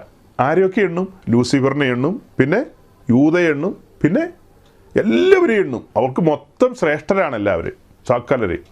ഒരു കാര്യം അവരങ്ങനെ തുറന്നൊന്നും പറയില്ല, അങ്ങനെയൊന്നും പറയില്ല. എല്ലാവരെയും സ്വർഗത്തിൽ കാണണമെന്ന് അവർ ആഗ്രഹിക്കുന്നുണ്ടായിരിക്കും, അതുകൊണ്ടായിരിക്കും അങ്ങനെയൊക്കെ എണ്ണുന്നത്. എന്തായാലും അവരുടെ മകൻ കല്യാണം കഴിച്ച് നമ്മുടെ ശ്രീമാൻ തങ്കുച്ചായൻ്റെ സ്ഥലത്ത് നിന്നാണ്, ഒന്നാന്തരം പെന്തിക്കോസ്. പിന്നെ എന്ത് സംഭവിച്ചു എന്ന് ചോദിച്ചാൽ, പിന്നെ എന്നാ സംഭവിക്കാനാ, പിന്നെ പലതും സംഭവിക്കും. ശരിക്കും പെന്തക്കോസ്തുകാരെന്ന് പറഞ്ഞാൽ വിശ്വാസത്താൽ നീതീകരിക്കപ്പെട്ട് വിശ്വാസ സ്നാനത്തിന് ഇറങ്ങിത്തിരിച്ച് ആത്മസ്നാനം പ്രാപിച്ച് വിശുദ്ധ ജീവിതം നയിച്ച് പ്രത്യാശാനിർഭരമായി മുൻപോട്ട് പോയിക്കൊണ്ടിരിക്കുന്നവരുടെ ഒരു സംഘം. ഈ ഭൂമിയിൽ തങ്ങൾ അന്യരും പരദേശികളും എന്ന് എണ്ണുന്നവരല്ലേ. അവരുടെ ആൺമക്കളും പെൺമക്കളും ഒക്കെ ആയിട്ടുള്ള ബന്ധത്തിൽ അബദ്ധങ്ങളിൽ പോയി ചാടിക്കഴിഞ്ഞാൽ ആയുസ് പാഴായി പോവും, പിന്നെ തിരിച്ചു വരാൻ കഴിയില്ല, തിരിച്ചു വരാൻ പറ്റില്ല. എനിക്കറിയില്ല, ചിലപ്പോൾ വരുമായിരിക്കും, പോയാൽ ചിലപ്പോൾ ഒരു പോക്കായിരിക്കും. അപ്പോൾ അതുകൊണ്ടാണ് ഈ ജാഗ്രത എല്ലാവർക്കും ഉണ്ടാകാൻ വേണ്ടിയിട്ടാണ് ഞാൻ ഈ ഉപദേശപ്പെശകാരെയും വഞ്ചകന്മാരെയും ഒക്കെ ഇടയ്ക്കിടയ്ക്ക് പറഞ്ഞുകൊണ്ടിരിക്കുന്നത്. അപ്പോൾ ചില ആലോചനകൾ വരുമ്പോൾ, ചില കൂട്ടുകെട്ടുകളും ബന്ധങ്ങളൊക്കെ വരുമ്പോൾ പെട്ടെന്ന് നിങ്ങൾക്ക് ക്ലിക്കാവും. അയ്യോ, ഞങ്ങളുടെ പാസ്റ്റർ പറഞ്ഞിട്ടുണ്ട് ആ കൂട്ടുകെട്ടിന് പോകണ്ടെന്ന്. അങ്ങനെ ഈ പാസ്റ്ററുടെ പ്രസംഗം കേട്ട ഒരു കുടുംബം അവരുടെ മകളെ ഒരു ന്യൂ ജനറേഷൻ പെന്തിക്കോസിലേക്ക് കെട്ടിച്ചു കൊടുത്തു. കെട്ടിക്കുന്ന സമയത്ത് വലിയ നിലവിളക്ക് കത്തിച്ചു വെച്ചിട്ട് തിരിയൊക്കെ കത്തിച്ചു പെന്തിക്കോസ്. ആ കത്തിക്കുന്ന സമയത്ത് അവിടെ നിന്ന പുള്ളി ഇന്ന് ഒരു ഓർഗനൈസേഷൻ്റെ സ്റ്റേറ്റ് പ്രസിഡൻ്റാണ്, കേരള സ്റ്റേറ്റ് പ്രസിഡന്റ്. നിലവിളക്കൊക്കെ കത്തിച്ച് മോതിരമൊക്കെ കൈമാറി നല്ല രീതിയിൽ ജീവിച്ച മനുഷ്യരാ. അങ്ങനെ ഒരു ന്യൂ ജനറേഷൻ ചർച്ചിലെ ഒരു ചെറുക്കൻ്റെ അടുത്ത് കൊണ്ടുപോയി, വിദേശത്തൊക്കെയാണെന്ന് കേട്ടപ്പോൾ ഒരു പൂതി കയറി, അങ്ങനെ കൊണ്ടുപോയി കെട്ടിച്ചു. ഇപ്പോൾ വട്ടക്കൊട്ട വെള്ളം കോരിക്കൊണ്ടിരിക്കുക. കടുത്ത വാക്കുകളാണ് പറയേണ്ടത്. തെറ്റായ തീരുമാനങ്ങൾ അവരൊന്നും അറിഞ്ഞില്ല. അത് ന്യൂ ജനറേഷൻ എന്നാ പെന്തിക്കോസ, ഒരു നിലവിളക്ക് കത്തിച്ചു എന്നോർത്ത് എന്നാ കുഴപ്പം, ആകാശം ഇടിഞ്ഞു വീഴുവോ? ഒരു മോതിരം കൈമാറി എന്നോർത്ത് എന്നാ കുഴപ്പമോ? ഒന്നും കുഴപ്പമില്ലെന്നേ. അവൻ എവിടെ? കായിനോട് ചോദിച്ചില്ലേ നിന്റെ സഹോദരൻ എവിടെ? അതുപോലെ എവളോടും ചോദിക്കുക അവൻ എവിടെ എന്ന് ചോദിക്കുമ്പോൾ അവൻ എവിടെയാണെന്ന് ഉത്തരവൊക്കെ ഉണ്ട്, പക്ഷെ ഉത്തരവില്ലാത്ത ഒത്തിരി കാര്യങ്ങൾ ഇങ്ങനെ അന്തരീക്ഷത്തിൽ കിടക്കുക. എന്തുകൊണ്ടാണ്? പല പാസ്റ്റേഴ്സ് സത്യം പറയുന്നില്ല. വചനവിരുദ്ധമായ കാര്യങ്ങൾ ഹോൾഡ് ചെയ്യുന്ന ആളുകളെ നമ്മുടെ പ്രിയപ്പെട്ടവരോട് പറഞ്ഞു കൊടുക്കണ്ടേ? അതായത് പല ആളുകളും ചിന്തിക്കുന്നത് നമ്മൾ ചുമ്മാ ഇരുന്ന് ആരുടെയൊക്കെ കുറ്റം പറയാന്നുള്ള രീതിയിലാണ്. ഒരു ശുശ്രൂഷകൻ്റെ വേദന എന്താണെന്നുള്ളത് ഈ പല ആളുകൾക്കും അറിയില്ല. ഇപ്പോൾ ഞാനുമായിട്ട് വളരെ കാലങ്ങളായിട്ട് അടുത്ത സഹവർത്തിത്വത്തിലും എൻ്റെ ഉത്തരവാദിത്വത്തിലും ഉത്സാഹത്തിലും ഒക്കെയുള്ള ആളുകളുണ്ട്. അങ്ങനെയുള്ള ആരെങ്കിലും ഈ വിശ്വാസ വഴിയിൽ നിന്ന് നവീന ഉപദേശങ്ങളിലേക്ക് പോയി കഴിഞ്ഞാൽ അത് എത്രയോ വലിയ അപകടമാണ്. വലിയ അപകടമല്ലേ? ഇപ്പം നമ്മുടെ ചുറ്റും എന്തുമാത്രം ഉപദേശങ്ങളുടെ കാറ്റുകളാണ് അടിക്കുന്നതെന്ന് അറിയാവോ? എനിക്ക് വളരെ അടുപ്പമുള്ളൊരു ദൈവദാസൻ ബോംബെയിലുണ്ട്. അദ്ദേഹം ഒരു പ്രധാനപ്പെട്ട പെന്തിക്കോസ്ത് സംഘടനയിലെ ഒരു ശുശ്രൂഷകനാണ്. അദ്ദേഹത്തിൻ്റെ ചർച്ചിൽ മറ്റൊരു ശുശ്രൂഷകനുണ്ട്. അദ്ദേഹം ഇത്തിരി അറിയപ്പെടുന്ന ഒരാളാണ്. അദ്ദേഹം ഈ വെളിപ്പാട് പുസ്തകത്തിൽ നിന്നൊക്കെ പ്രസംഗിക്കുന്ന ഒരാളാണ്. മുൻപ് അദ്ദേഹം ബ്രദറുകാരനായിരുന്നു, പിന്നെ പെന്തക്കോസ്ത് അനുഭവത്തിൽ വന്നയാളാണ്. അപ്പോൾ അദ്ദേഹത്തിൻ്റെ ടീച്ചിങ്ങുകളും അദ്ദേഹത്തിൻ്റെ ഇടപാടുകളും എനിക്ക് സംശയം വന്നു. ഞാനത് സൂക്ഷ്മമായി അന്വേഷിച്ച് മനസ്സിലാക്കിയപ്പോൾ അദ്ദേഹം ട്രാക്കിൽ നിന്ന് പോയിക്കൊണ്ടിരിക്കുകയാണ്. അപ്പം ഞാൻ ഈ ദൈവദാസനോട് പറഞ്ഞു, ദൈവദാസനെ അദ്ദേഹത്തിൻ്റെ പഠിപ്പീരും കാര്യങ്ങളും നമ്മുടെ പെന്തക്കോസ്ത് ടീച്ചിങ് അല്ല, അദ്ദേഹം വഴിയിൽ നിന്ന് പോയി, അതുകൊണ്ട് അദ്ദേഹത്തെ ഗുണദോഷിക്കുകയോ എന്താണെന്ന് വെച്ചാൽ വേണ്ടതുപോലെ ചെയ്യണമെന്ന് പറഞ്ഞു. അപ്പോൾ എൻ്റെ സ്നേഹിതനായ ദൈവദാസൻ്റെ ഉള്ളിൽ വന്ന ചിന്ത എന്താണെന്ന് വെച്ച് കഴിഞ്ഞാൽ, എന്നോടൊന്നും പറഞ്ഞിട്ടില്ല, ഞാൻ മനസ്സിലാക്കുന്നത്, ഞാൻ ചുമ്മാ ആവശ്യമില്ലാതെ ആ പുള്ളിയുടെ എന്തോ ഒരു കുറവ് പറയാനോ ഗോസിപ്പ് പറയാനോ ശ്രമിച്ചു എന്നുള്ള രീതിയിൽ അദ്ദേഹം ചിന്തിച്ചത്. അദ്ദേഹം തക്കതായ നടപടികളൊന്നും എടുത്തില്ല. ഞാൻ മനസ്സിൽ ചിന്തിച്ചു, അടി കിട്ടുമ്പോൾ പഠിച്ചോളൂ എന്ന്. ഇപ്പോൾ സംഭവിച്ചത്, അദ്ദേഹം ഈ തലതിരിഞ്ഞ ഒരു ടീച്ചിങ് ഉണ്ട്, ഗേറ്റ് മിനിസ്ട്രി എന്ന് പറഞ്ഞ്, അതിൻ്റെ രണ്ടാമനെന്നുള്ള നിലയിൽ അതിൻ്റെ പ്രധാനപ്പെട്ട ആളായിട്ട് മാറി. അന്ന് നമ്മൾ അദ്ദേഹത്തോട് കമ്മ്യൂണിക്കേറ്റ് ചെയ്ത കാര്യം അദ്ദേഹം മനസ്സിലാക്കിക്കൊണ്ട് അത് ഞാനൊരു ആത്മാർത്ഥതയെ പറഞ്ഞതാണെന്ന് തിരിച്ചറിയണ്ടേ?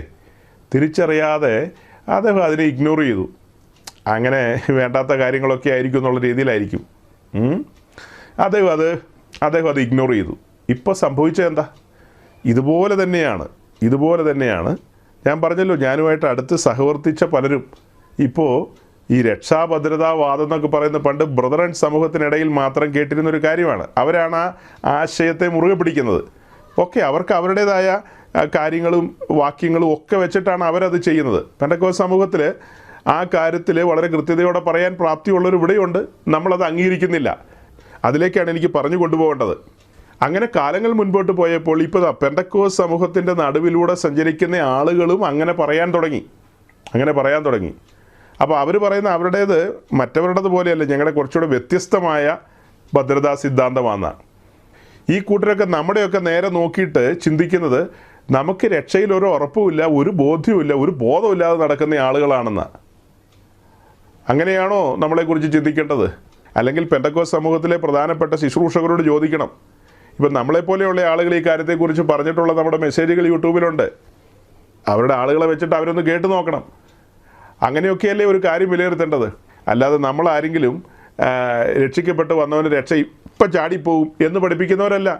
അങ്ങനെ നമുക്ക് എന്ത് ചെയ്യാൻ കഴിയും? അങ്ങനെ നമുക്ക് മുൻപോട്ട് പോകാൻ കഴിയുമോ?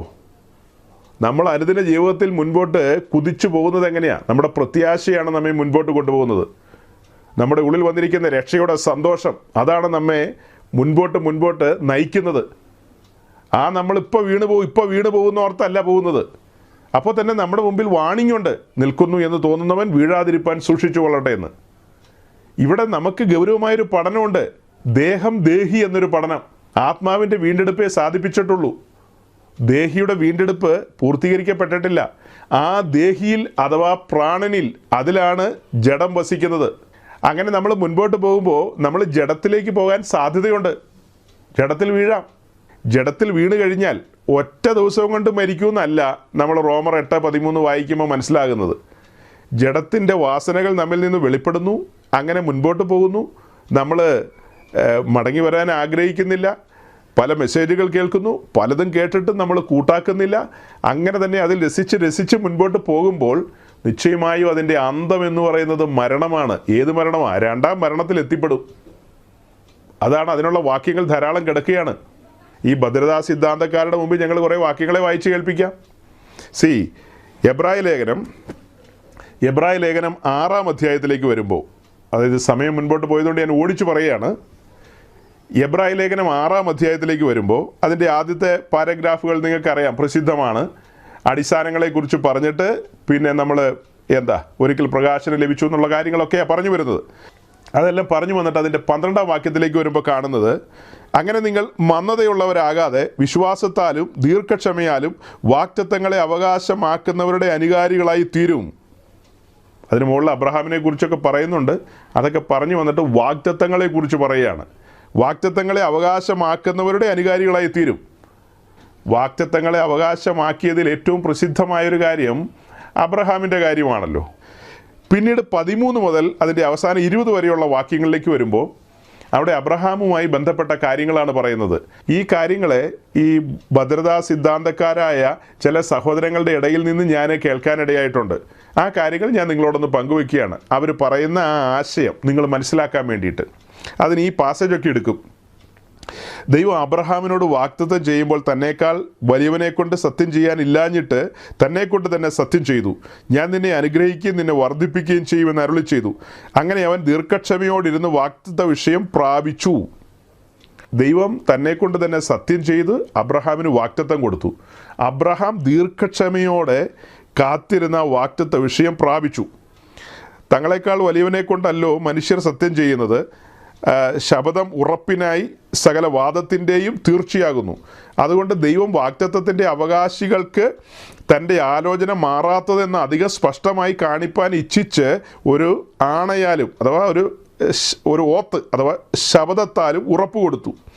അങ്ങനെ നമ്മുടെ മുമ്പിൽ വെച്ചിട്ടുള്ള പ്രത്യാശ പിടിച്ചുകൊള്ളുവാൻ ശരണത്തിനായി ഓടി വന്ന നാം മാറിപ്പോകാത്തതും ദൈവത്തിന് ഭോഷ്ക് പറയുവാൻ കഴിയാത്തതുമായ 2 കാര്യങ്ങളാൽ ശക്തിയുള്ള പ്രബോധനം പ്രാപിപ്പാൻ ഇടവരുന്നു. അതും പറഞ്ഞിട്ട് പിന്നെ 19-20 വാക്യത്തിലേക്ക് വരുന്നത്, ആ പ്രത്യാശ നമുക്ക് ആത്മാവിൻ്റെ എന്നല്ല, ശരിക്കും പ്രാണൻ്റെ എന്നാണ്. പ്രാണൻ്റെ ഒരു നങ്കൂരം തന്നെ. അത് നിശ്ചയവും സ്ഥിരവും തിരശ്ശീലയ്ക്ക് അകത്തേക്ക് കടക്കുന്നതുമാകുന്നു. അവിടേക്ക് യേശു മൽക്കീസദേക്കിൻ്റെ ക്രമപ്രകാരം എന്നേക്കും മഹാപുരോഹിതനായി മുമ്പ് കൂട്ടി നമുക്ക് വേണ്ടി പ്രവേശിച്ചിരിക്കുന്നു. അവസാനത്തെ 2 വാക്യം 19-20 ആ വാക്യത്തെക്കുറിച്ചൊക്കെ നമ്മൾ നേരത്തെ ദീർഘമായി പറഞ്ഞിട്ടുള്ളതാണ്. ആ പ്രത്യാശ നമുക്ക് ആത്മാവിൻ്റെ ഒരു നങ്കൂരം തന്നെ. അത് നിശ്ചയവും സ്ഥിരവും തിരശ്ശീലയ്ക്കകത്തേക്ക് കടക്കുന്നതുമാകുന്നു. ആ തിരശ്ശീലയെക്കുറിച്ച് നമ്മൾ പറഞ്ഞിട്ടുണ്ട് എന്താണെന്ന്.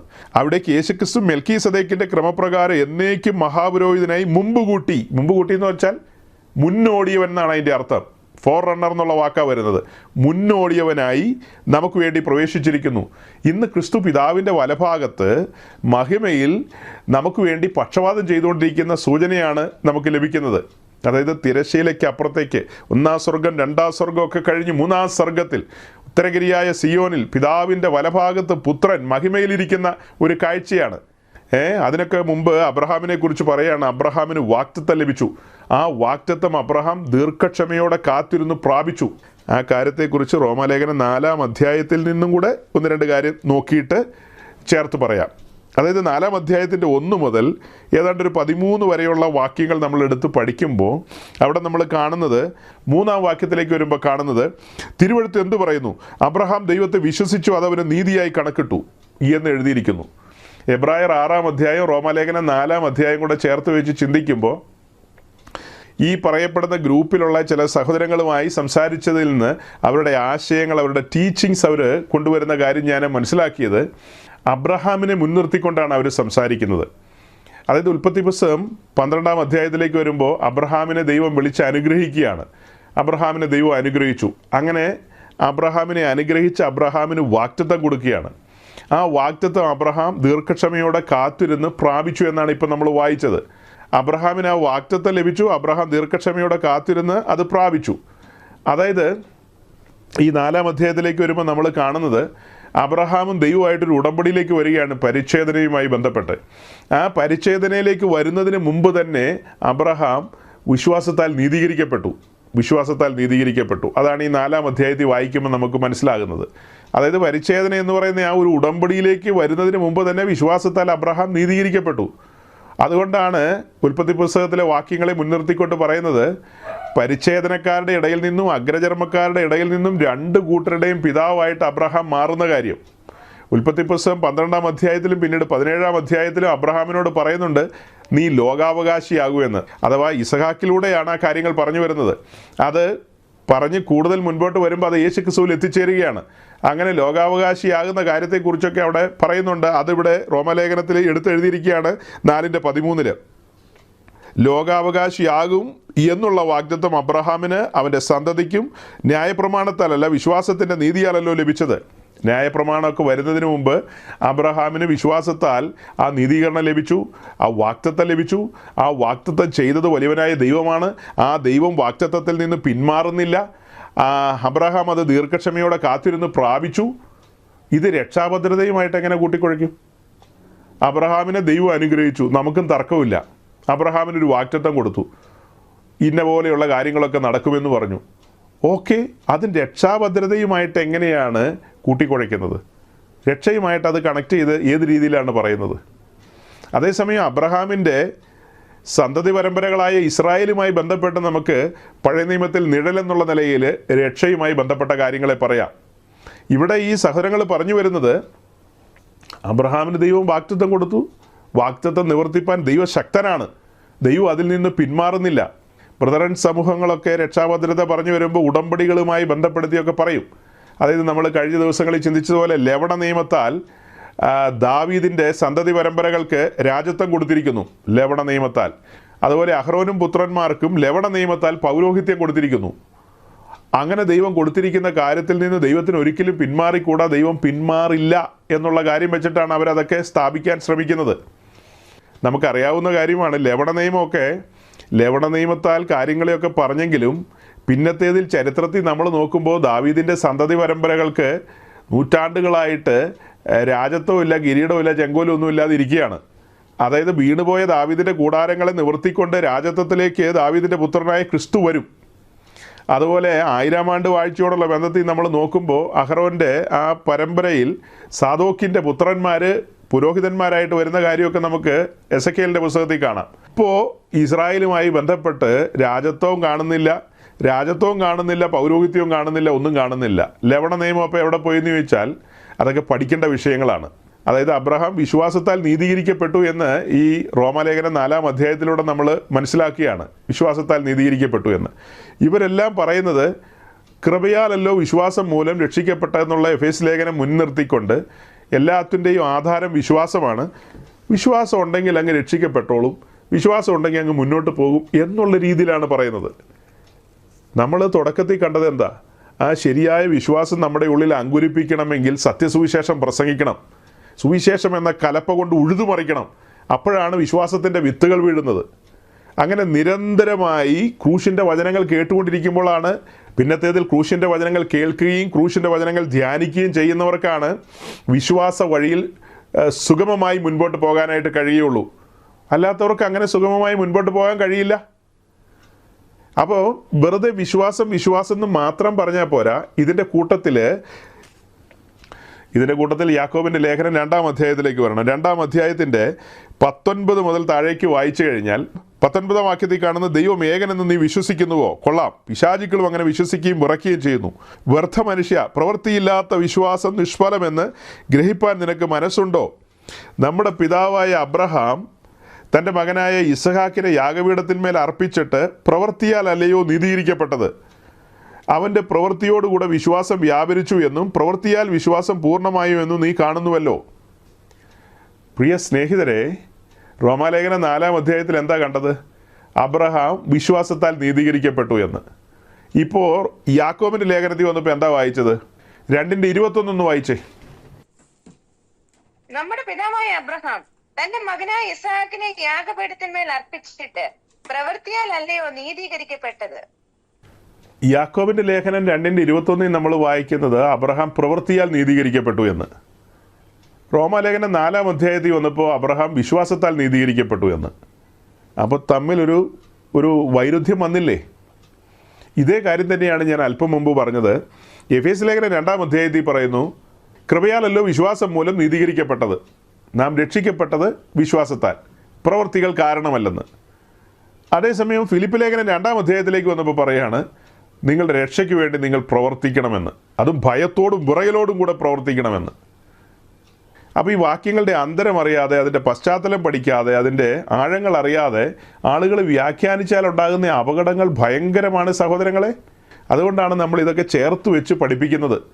അല്ലാതെ വേറെ ഉപദേശിമാരെ ആരെങ്കിലും ഹരാസ് ചെയ്യാനോ അവരെ അപമാനിക്കാനൊന്നുമല്ല.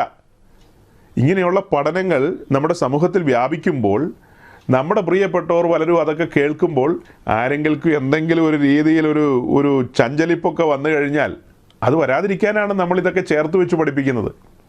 ഇപ്പോൾ റോമാലേഖനം 4-ാം അധ്യായത്തിൽ അബ്രഹാം വിശ്വാസത്താൽ നീതീകരിക്കപ്പെട്ടു എന്ന് കണ്ടു. യാക്കോബിൻ്റെ ലേഖനത്തിലേക്ക് വന്നപ്പോൾ അബ്രഹാം പ്രവൃത്തിയാൽ നീതീകരിക്കപ്പെട്ടെന്ന്. അതെങ്ങനെയാണ് അതിൻ്റെ ആഴത്തിലേക്ക് നമ്മൾ പോകുന്നത്? അബ്രഹാമിൻ്റെ ഉള്ളിൽ വിശ്വാസം അങ്കുരിച്ചു. ആ വിശ്വാസം പ്രവൃത്തിയായി പരിണമിക്കുകയാണ്. അതായത് തൻ്റെ പുത്രനെ ബലി കൊടുക്കാൻ നേരത്ത് അവിടെ ഒരു അനുസരണത്തിൻ്റെ മേഖലയുണ്ട്. ഒരു അനുസരണത്തിൻ്റെ മേഖല. അതായത് അബ്രഹാം തൻ്റെ പുത്രനായ ഇസഹാക്കുമായി മോറിയ മലയിലേക്ക് കടന്നുപോയി.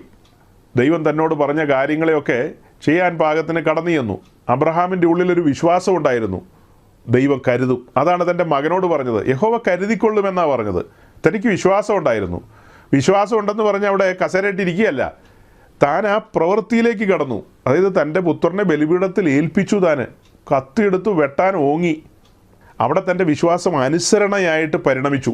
ഇത് ചേർത്ത് പഠിക്കണം, വിശ്വാസവും അനുസരണവും. അനുസരണമില്ലാത്ത വിശ്വാസം കൊണ്ട് ഒരു പ്രയോജനമില്ല. ഇപ്പം നമ്മൾ സുവിശേഷം കേൾക്കുന്നു, വിശ്വാസം ഉള്ളിൽ വന്നു. ആ വിശ്വാസം പ്രവൃത്തിപഥത്തിലേക്ക് വരണം. എങ്ങനെയാത്? അവനെ കൈക്കൊണ്ട് അവൻ്റെ നാമത്തിൽ വിശ്വസിക്കുന്ന ഏവർക്കും ദൈവമക്കളാകുവാനുള്ള അധികാരം തന്നെന്നാണ് യോഹന്നാൻ തൻ്റെ സുവിശേഷത്തിൽ പറയുന്നത്. അപ്പം നാം കേട്ട സുവിശേഷം, ആ സുവിശേഷം കൈക്കൊള്ളുന്നില്ലെങ്കിൽ പ്രയോജനമുണ്ടോ? സുവിശേഷം കേട്ടു, അതൊരു വിശ്വാസമായി വന്നു. ആ വിശ്വാസമായി പരിണമിച്ച സുവിശേഷം നമ്മൾ കൈക്കൊള്ളണം, ഏറ്റെടുക്കണം. നാം നമ്മെ തന്നെ ഏൽപ്പിച്ചു കൊടുക്കണം. ഞാൻ പാപിയാണെന്ന് സമ്മതിക്കണം. അപ്പോഴാണ് പരിശുദ്ധാത്മാവ് രക്ഷകനെ അവതരിപ്പിക്കുന്നത്. രക്ഷകനെ കൈക്കൊള്ളണം. സുവിശേഷം കൈക്കൊള്ളുക അഥവാ ക്രിസ്തുവിനെ കൈക്കൊള്ളുക എന്ന് പറയുമ്പോൾ അതൊരു ആത്മീയമായ പ്രവൃത്തിയാണ്. ലോകപരമായി രക്ഷയ്ക്ക് വേണ്ടി ആളുകൾ കുന്നും മലയും കയറുന്നു, തീർത്ഥാടന കേന്ദ്രങ്ങൾ സഞ്ചരിക്കുന്നു, തീർത്ഥാടന കേന്ദ്രങ്ങളിലേക്ക് സഞ്ചരിക്കുന്നു, പല നേർച്ച കാഴ്ചകൾ ചെയ്യുന്നു, പല പല കാര്യങ്ങൾ ചെയ്യുന്നു. അങ്ങനത്തെ പ്രവൃത്തിയുടെ കാര്യമല്ല പറഞ്ഞത്. ഈ കേട്ട കാര്യം നമ്മൾ അംഗീകരിച്ച് ഏറ്റെടുക്കണം. അതാണ് ഉദ്ദേശിക്കുന്നത്. അല്ലാതെ ലിറ്ററൽ എന്തെങ്കിലും പ്രവൃത്തിയല്ല, അക്ഷരികമായ എന്തെങ്കിലും പ്രവൃത്തിയല്ല. ആത്മീയമായി നമ്മളത് ഏറ്റെടുക്കണം. കേട്ട് തലയാട്ടിക്കൊണ്ടിരുന്നിട്ടുള്ള കാര്യമുണ്ടോ? അത് നമ്മുടേതാക്കി മാറ്റണ്ടേ? ആ രക്ഷ നമ്മുടേതാക്കി മാറ്റണ്ടേ? ഇപ്പോൾ വിശുദ്ധ മറിയയും ജോസഫും കൂടെ യെരുശലേം ദേവാലയത്തിൽ ചെന്നു. കയ്യിൽ യേശു കുഞ്ഞുമുണ്ട്. വന്ദിനായ ശിമോൻ ആ യേശു കർത്താവിനെ കരത്തിൽ ഏറ്റുവാങ്ങുകയാണ്. എന്നിട്ട് താൻ പറയുന്ന വാക്കുകളൊന്ന് ഓർത്തു നോക്കിയേ. സകല മനുഷ്യർക്കും ഉണ്ടാകുവാനുള്ള രക്ഷയാണ് തൻ്റെ കണ്ണുകൊണ്ട് കണ്ടിരിക്കുന്നത്. ശരിക്കും താൻ ആ രക്ഷയാണ് കയ്യേറ്റു വാങ്ങിയത്, കയ്യേറ്റു വാങ്ങുകയാണ്. അതുപോലെയാണ് നാം അവനെ കൈക്കൊള്ളുകയാണ്. ആ കൂട്ടായ്മയിലേക്ക് വരികയാണ്. അവിടെ ഒരു അനുസരണത്തിൻ്റെ മേഖലയുണ്ട്. അനുസരണത്തിൻ്റെ മേഖല അത് തന്നെയാണ് അബ്രഹാമിൻ്റെ കാര്യത്തിൽ സംഭവിച്ചത്. റോമാലേഖനത്തിൽ പറയുന്നു അബ്രഹാം വിശ്വാസത്താൽ നീതീകരിക്കപ്പെട്ടു എന്ന്. അതിൻ്റെ കൂടെ കുറച്ചും കൂടി ഒരു വിശദീകരണമാണ് യാക്കോബിൻ്റെ ലേഖനത്തിൽ തരുന്നത്. എന്താ തരുന്നത്? അബ്രഹാം പ്രവൃത്തിയാൽ നീതീകരിക്കപ്പെട്ടു എന്ന്. അതായത് വെറും പ്രവൃത്തി കൊണ്ട് നീതീകരിക്കപ്പെട്ടു എന്നല്ല അർത്ഥം. തൻ്റെ ഉള്ളിൽ വന്നിരിക്കുന്ന വിശ്വാസം അത് അനുസരണമായിട്ട് പരിണമിച്ചു. അതിനെയാണ് ഇവിടെ പ്രവൃത്തി എന്നുള്ളത് കൊണ്ട് ഉദ്ദേശിച്ചത്. ആ കാര്യം ഒരുമിച്ച് സംഭവിക്കുമ്പോഴാണ് താൻ നീതീകരിക്കപ്പെടുന്നത്. നാം കേൾക്കുന്ന സുവിശേഷം അത് നാം കൈക്കൊള്ളണം. അത് കൈക്കൊള്ളുമ്പോഴാണ് നമുക്കത് രക്ഷയായിട്ട് പരിണമിക്കുന്നത്. അല്ലാതെ കേട്ടു എനിക്ക് വിശ്വാസം ഉണ്ടെന്ന് പറഞ്ഞിട്ട് കാര്യമുണ്ടോ? അതാ പറഞ്ഞത്, പിശാചുക്കളും വിശ്വസിക്കുകയും വിറയ്ക്കുകയും ചെയ്യുന്നു, വർദ്ധ മനുഷ്യ എന്നല്ലേ വിളിക്കുന്നത്. അതായത് ഈ 3 ചാപ്റ്ററിൽ നിന്നുകൊണ്ട് കുറച്ച് വിശദീകരണങ്ങൾ നൽകേണ്ടതാണ്. സമയം ഒത്തിരി പോയതുകൊണ്ട് ഞാൻ ആ ഭാഗങ്ങൾ ഓടിച്ചു വിടുകയാണ്. ഇനിയും കുറച്ച് കാര്യങ്ങളും കൂടെ ഉണ്ട്, ഓടിച്ചൊന്ന് പറയാം. അതായത് അബ്രഹാമിനെ മുൻനിർത്തിക്കൊണ്ട് പറഞ്ഞ കാര്യം ഞാൻ പറഞ്ഞല്ലോ.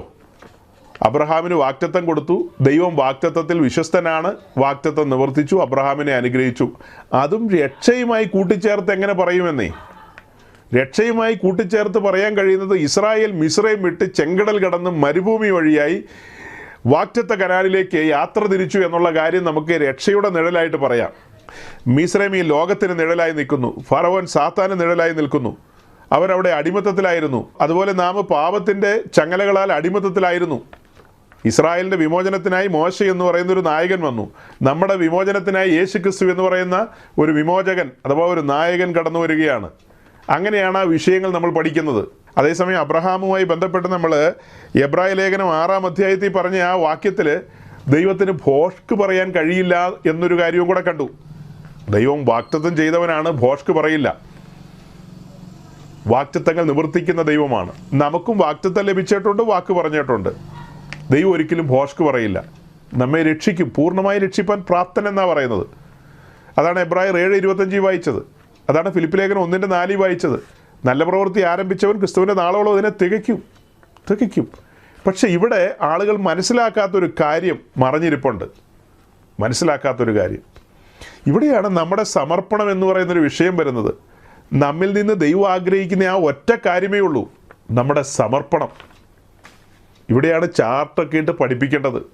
പാപികളായിരുന്ന നമ്മെ സുവിശേഷം കേൾപ്പിച്ച് ദൈവരാജ്യത്തിൽ കൊണ്ടുവരുമ്പോൾ, സുവിശേഷം കേൾക്കുമ്പോൾ നമ്മുടെ കണ്ണുകൾ തുറക്കുകയാണ്.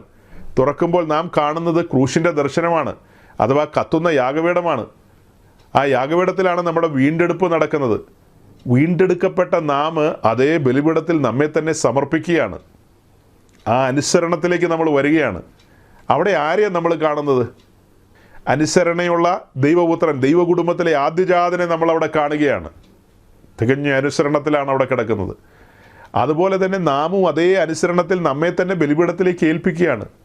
ഇനി ഞാൻ എനിക്കായി ജീവിക്കുന്നില്ല, എനിക്ക് വേണ്ടി മരിച്ചുയർത്തവനായിട്ട് തന്നെ ജീവിക്കുമെന്നുള്ള ആ വലിയ സമർപ്പണത്തിലേക്ക് നമ്മൾ എത്തുകയാണ്. ആ സമർപ്പണത്തിൽ നമ്മൾ ഇളകരുത്. ദൈവത്തിന് ഭോഷ്ക് പറയാൻ കഴിയില്ല. രക്ഷിക്കുമെന്ന് പറഞ്ഞാൽ രക്ഷിക്കും. പക്ഷെ നാം ആ സമർപ്പണത്തിൽ അല്ലെങ്കിൽ 1 പത്രോസ് 2:21 നമ്മൾ കാണുന്നുണ്ട്, നാം അവൻ്റെ കാൽച്ചുവടുകളെ പിന്തുടരുവാൻ അവനൊരു മാതൃക വെച്ചേച്ചു പോയി. അതായത് ആ കാൽച്ചുവടുകളെ തന്നെ നാം പിന്തുടരുകയാണെങ്കിൽ നിശ്ചയമായും ദൈവം ഭോഷ്ക് പറയുന്നില്ലെന്നേ. നാം ആ രക്ഷയുടെ പൂർത്തീകരണത്തിലേക്ക് എത്തും. യോഹന്നാൻ്റെ സുവിശേഷം, ഗോസ്പൽ ജോൺ ചാപ്റ്റർ 12:26, യോഹന്നാൻ്റെ സുവിശേഷം 12:26. എനിക്ക് ശുശ്രൂഷ ചെയ്യുന്നവൻ എന്നെ അനുഗമിക്കട്ടെ. ഞാൻ ഇരിക്കുന്നിടത്ത് എന്റെ ശുശ്രൂഷക്കാരനും ഇരിക്കും. എനിക്ക് ശുശ്രൂഷ ചെയ്യുന്നവനെ പിതാവ് മാനിക്കും. ഈ വാക്യത്തിൻ്റെ ആഴങ്ങളിലൊക്കെ നമ്മൾ പോയിട്ടുള്ളവരാണ്. അതുകൊണ്ട് ഞാൻ വേഗം പറയുകയാണ്. എനിക്ക് ശുശ്രൂഷ ചെയ്യുന്നവൻ എന്നെ അനുഗമിക്കട്ടെ. അങ്ങനെ അനുഗമിക്കണമെങ്കിൽ ഒരു പാത വേണം. ആ പാതയുടെ കാര്യമാണ് പത്രോസ് പറഞ്ഞത്. ക്രിസ്തു നടന്നൊരു പാത, ആ പാതയിലൂടെ തന്നെ നമ്മളും നടക്കണം. അങ്ങനെ നടന്നാൽ ഞാൻ ഇരിക്കുന്നിടത്ത് എൻ്റെ ശുശ്രൂഷക്കാരനും ഇരിക്കും. ദൈവം ഭോഷ്ക് പറയില്ല. വാക്ക് പറഞ്ഞാൽ വാക്കാണ്. വാക്തത്വങ്ങൾ നിവർത്തിക്കും.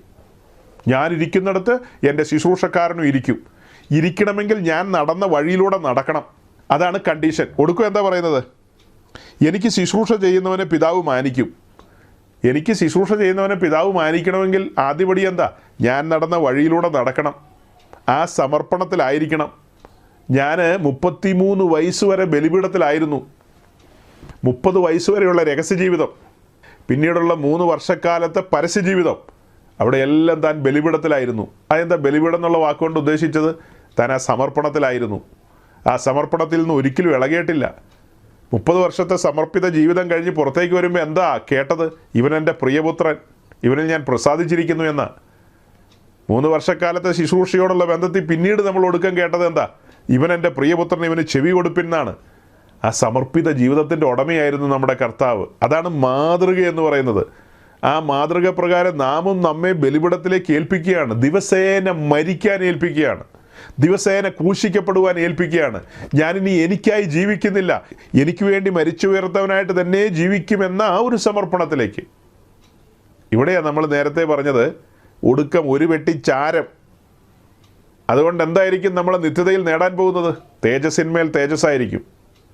ജഡത്തിൽ ജീവിക്കുന്നവൻ, അവൻ്റെ കാര്യം നമ്മൾ പറഞ്ഞല്ലോ, അത് പോകെ പോകെ മരണത്തിൽ കലാശിക്കാം.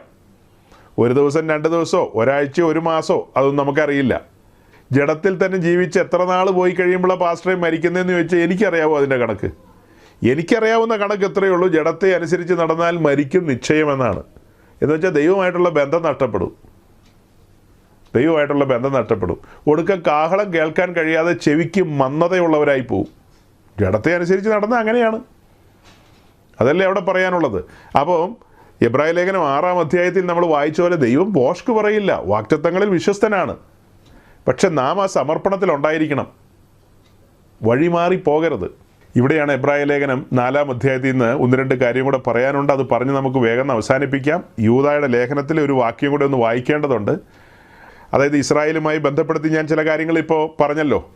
അതായത് ഇസ്രായേൽ ജനത്തെ മിസ്രൈമിൽ നിന്ന് വിടുവിച്ച് ചെങ്കടൽ കടത്തി മരുഭൂമി വഴിയായി വാഗ്ദത്ത ഭൂമിയിലേക്ക് കൊണ്ടുപോയി. ആ കൊണ്ടുപോയ ജനമെല്ലാം വാഗ്ദത്ത ജനമാണ്. അവർക്കെല്ലാം വാഗ്ദത്തമുണ്ട്.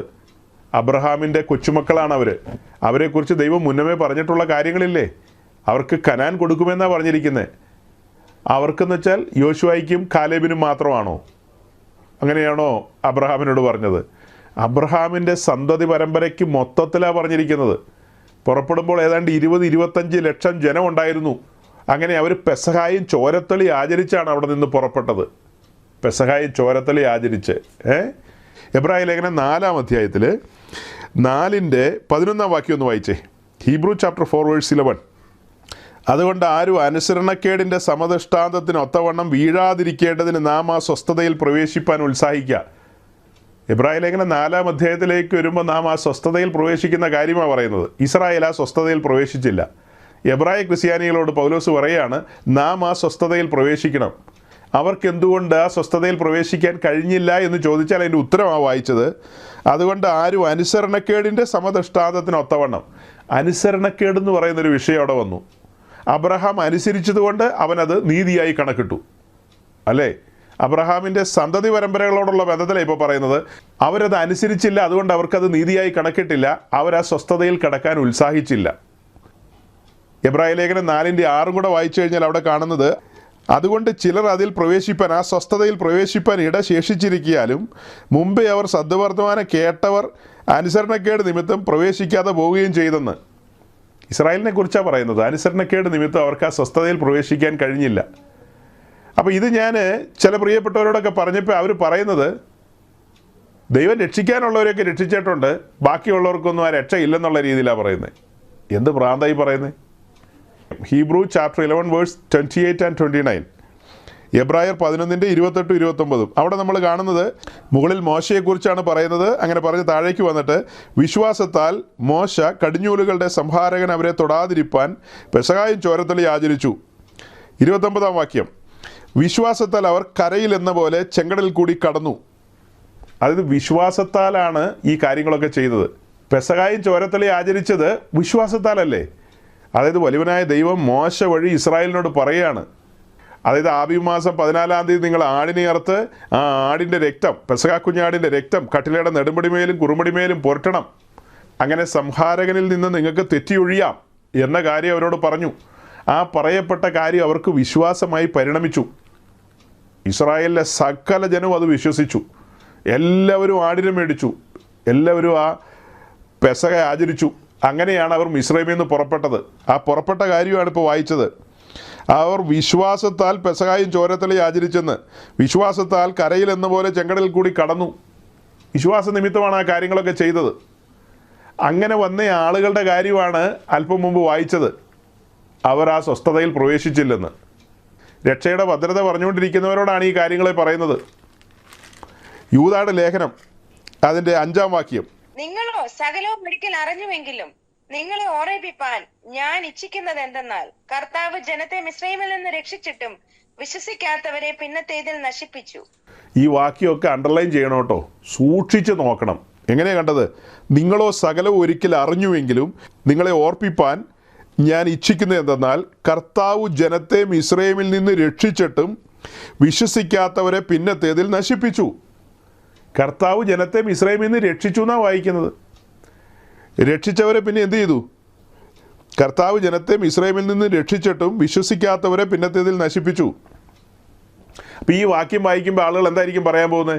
വിശ്വാസമില്ലാത്തവനെയൊക്കെ നശിപ്പിച്ചെന്നായിരിക്കും പറയാൻ പോകുന്നത്. അവർ വിശ്വാസത്താലാണ് പെസഹായും ചോരത്തളി ആചരിച്ചത്. വിശ്വാസത്താലാണ് ചെങ്കടൽ കടന്നത്. വിശ്വാസത്താലാണ് അവർ മരുഭൂമിയിലേക്ക് പ്രവേശിച്ചത്. പിന്നെ എന്താ സംഭവിച്ചത്? പിന്നെ സംഭവിച്ച കാര്യം 1 കൊരിന്ത്യർ ലേഖനം 10-ാം അധ്യായത്തിൽ കാണുന്നത്. അവർ ദൈവത്തെ വിശ്വസിച്ചില്ല. അവർ ദൈവത്തോട് മത്സരിച്ചു. തൻ്റെ പ്രമാണങ്ങളെ എറിഞ്ഞു കളഞ്ഞു. ആ കാരണത്താൽ അവൻ അവരെ മരുഭൂമിയിൽ തള്ളിയിട്ട് കളഞ്ഞു. അപ്പോൾ ദൈവം അവരോട് ഭോഷ്ക് പറഞ്ഞോ? അവരെ രക്ഷിക്കുമെന്നും വാഗ്ദത്ത കനാൻ കൊടുക്കുമെന്നും പറഞ്ഞല്ലേ വിളിച്ചിറക്കിക്കൊണ്ട് വന്നത്? ദൈവം ഭോഷ്ക് പറഞ്ഞു എന്നാണോ നമ്മൾ പഠിക്കുന്നത്? ദൈവം ഭോഷ്ക് പറഞ്ഞിട്ടില്ല. കനാൻ ഓഫർ ചെയ്തിട്ടുണ്ട്, വാഗ്ദത്തമുണ്ട്. പക്ഷെ അവർ ആ വാഗ്ദത്തത്തിൽ നിന്നില്ല, ദീർഘക്ഷമയോടെ അത് പ്രാപിച്ചില്ല. അവർ സമർപ്പണത്തിൽ നിന്ന് ഇളകിപ്പോയി. അവരുടെ ഉള്ളിലൊന്നും വിശ്വാസമായി പരിണമിച്ചില്ല. ഒരു സമയം വരെ ഉണ്ടായിരുന്നു, ഒരു സമയം കഴിഞ്ഞപ്പോൾ എല്ലാം പോയി. ഇത് സീരിയസ് ആയ വാക്യമല്ലേ? കർത്താവ് ജനത്തെ മിസ്രൈമിൽ നിന്ന് രക്ഷിച്ചിട്ടും വിശ്വസിക്കാത്തവരെ പിന്നത്തേതിൽ നശിപ്പിച്ചു. വിശ്വസിച്ച് തന്നെയാണ് മുൻപോട്ട് വന്നത്, ആ വിശ്വാസത്തിൽ തുടർന്നില്ല. ആ കാരണത്താൽ വഴിയിൽ പട്ടുപോയി. വലിയവനായ ദൈവം തന്നെ അവരെ തെള്ളിയിട്ട് കളഞ്ഞെന്നാണ് നമ്മൾ വായിക്കുന്നത്. അവർ ദുർമോഹികളായി തീർന്നു, അല്ലേ? അവർ വിഗ്രഹാരാധികളായിപ്പോയി. അങ്ങനെ പല കാരണങ്ങളാണ് അവരെക്കുറിച്ച് പറയുന്നത്. അവർ മത്സരികളായി തീർന്നു. അങ്ങനെ നമ്മൾ എബ്രായ ലേഖനം 4-ാം അധ്യായത്തിലേക്ക് വരുമ്പോൾ അവർക്ക് ആ സ്വസ്ഥത ഓഫർ ചെയ്തിട്ടുള്ളതാണ്, വാഗ്ദത്തം ഉള്ളതാണ്. പക്ഷെ അവർക്കത് പ്രവേശിക്കാൻ കഴിഞ്ഞില്ല. അപ്പോൾ ഇവിടെ വേറൊരു വലിയ ചോദ്യം വരും കേട്ടോ. അങ്ങനെയാണെങ്കിൽ മോശയും അഹ്റോനും പ്രവേശിച്ചില്ലല്ലോ, അവരൊക്കെ പട്ടുപോയോ എന്ന് ചോദിക്കും. അതിന് നമുക്ക് മറുപടി പറയാൻ കഴിയുന്നത്, ഈ ഇറങ്ങിപ്പുറപ്പെട്ട 10-25 ലക്ഷം ജനമുണ്ട്. ആ ജനത്തിൽ ചിലരെല്ലാം സ്വാഭാവിക മരണത്തിന് വിധേയമായി, ചിലരെല്ലാം സ്വാഭാവിക മരണത്തിന് പ്രായമായി മരിച്ചവരൊക്കെ കാണുമല്ലോ. അതുപോലെ മോശ പട്ടുപോയെന്നോ അഹ്റോൻ പട്ടുപോയെന്നൊന്നും അല്ല നമ്മൾ വായിക്കുന്നത്. ദൈവത്തിൻ്റെ സമയമായപ്പോൾ അവരെ തിരിച്ചു വിളിച്ചു. അവരുടെ യാത്ര അവിടം വരെയുള്ളൂ. അതിന് കാര്യകാരണങ്ങളുണ്ട്. അതിനൊക്കെ പുതുനിയമത്തിൽ ആത്മീയ അർത്ഥങ്ങളും ആഴങ്ങളും ഒക്കെ പഠിപ്പിക്കാനുണ്ട് നമുക്ക്. ഇറങ്ങിത്തിരിച്ചതിലെ 2 പേര് യോശുവയും കാലേബും മാത്രം വാഗ്ദത്ത ഭൂമിയിലെത്തി. ബാക്കി വലിയ പങ്കും മരുഭൂമി പട്ടുപോയി. ആ ആളുകളെല്ലാം പെസഹായും ചോരത്തലി ആചരിച്ച് ഇറങ്ങിത്തിരിച്ചതാ. അവർ വിശ്വാസത്താൽ ഇറങ്ങിത്തിരിച്ചു, വിശ്വാസത്താൽ ചെങ്കടൽ കടന്നു. അങ്ങനെ മുൻപോട്ട് പോയ അവർ പിന്നത്തേതിൽ ആ വിശ്വാസ വഴിയിൽ നിന്ന് വഴുതിപ്പോയി. അതുകൊണ്ടാണ് അതേ അധ്യായത്തിൽ പറയുന്നത്, നിൽക്കുന്നു എന്ന് തോന്നുന്നവൻ വീഴാതിരിപ്പാൻ സൂക്ഷിച്ചു കൊള്ളട്ടെ എന്ന്. വളരെ ഗൗരവമായ പറയുന്നത്. ഇനി എബ്രായ ലേഖനം 3-ാം അധ്യായത്തിലേക്ക് ഒന്ന് വന്നാൽ ഓടിച്ചൊന്ന് 2 കാര്യം ഇവിടെ പറയാം. ഈ 3-ാം അധ്യായത്തിൻ്റെ 8-ാം വാക്യം മുതൽ നമുക്ക് അവസാനം വരെ നോക്കിക്കഴിഞ്ഞാൽ ചില വാക്കുകൾ കാണാം. അതായത് അതിൻ്റെ 8-ാം വാക്യത്തിൽ തന്നെ കാണുന്നുണ്ട്, ഹൃദയം കഠിനമാക്കരുത്. കഠിന ഹൃദയത്തെ കാണാൻ കഴിയും. 8-ാം വാക്യത്തിൽ കഠിന ഹൃദയത്തെ കാണാൻ കഴിയും. 10-ാം വാക്യത്തിലേക്ക് വരുമ്പോൾ തെറ്റിപ്പോകുന്ന ഹൃദയത്തെ കാണാൻ കഴിയും.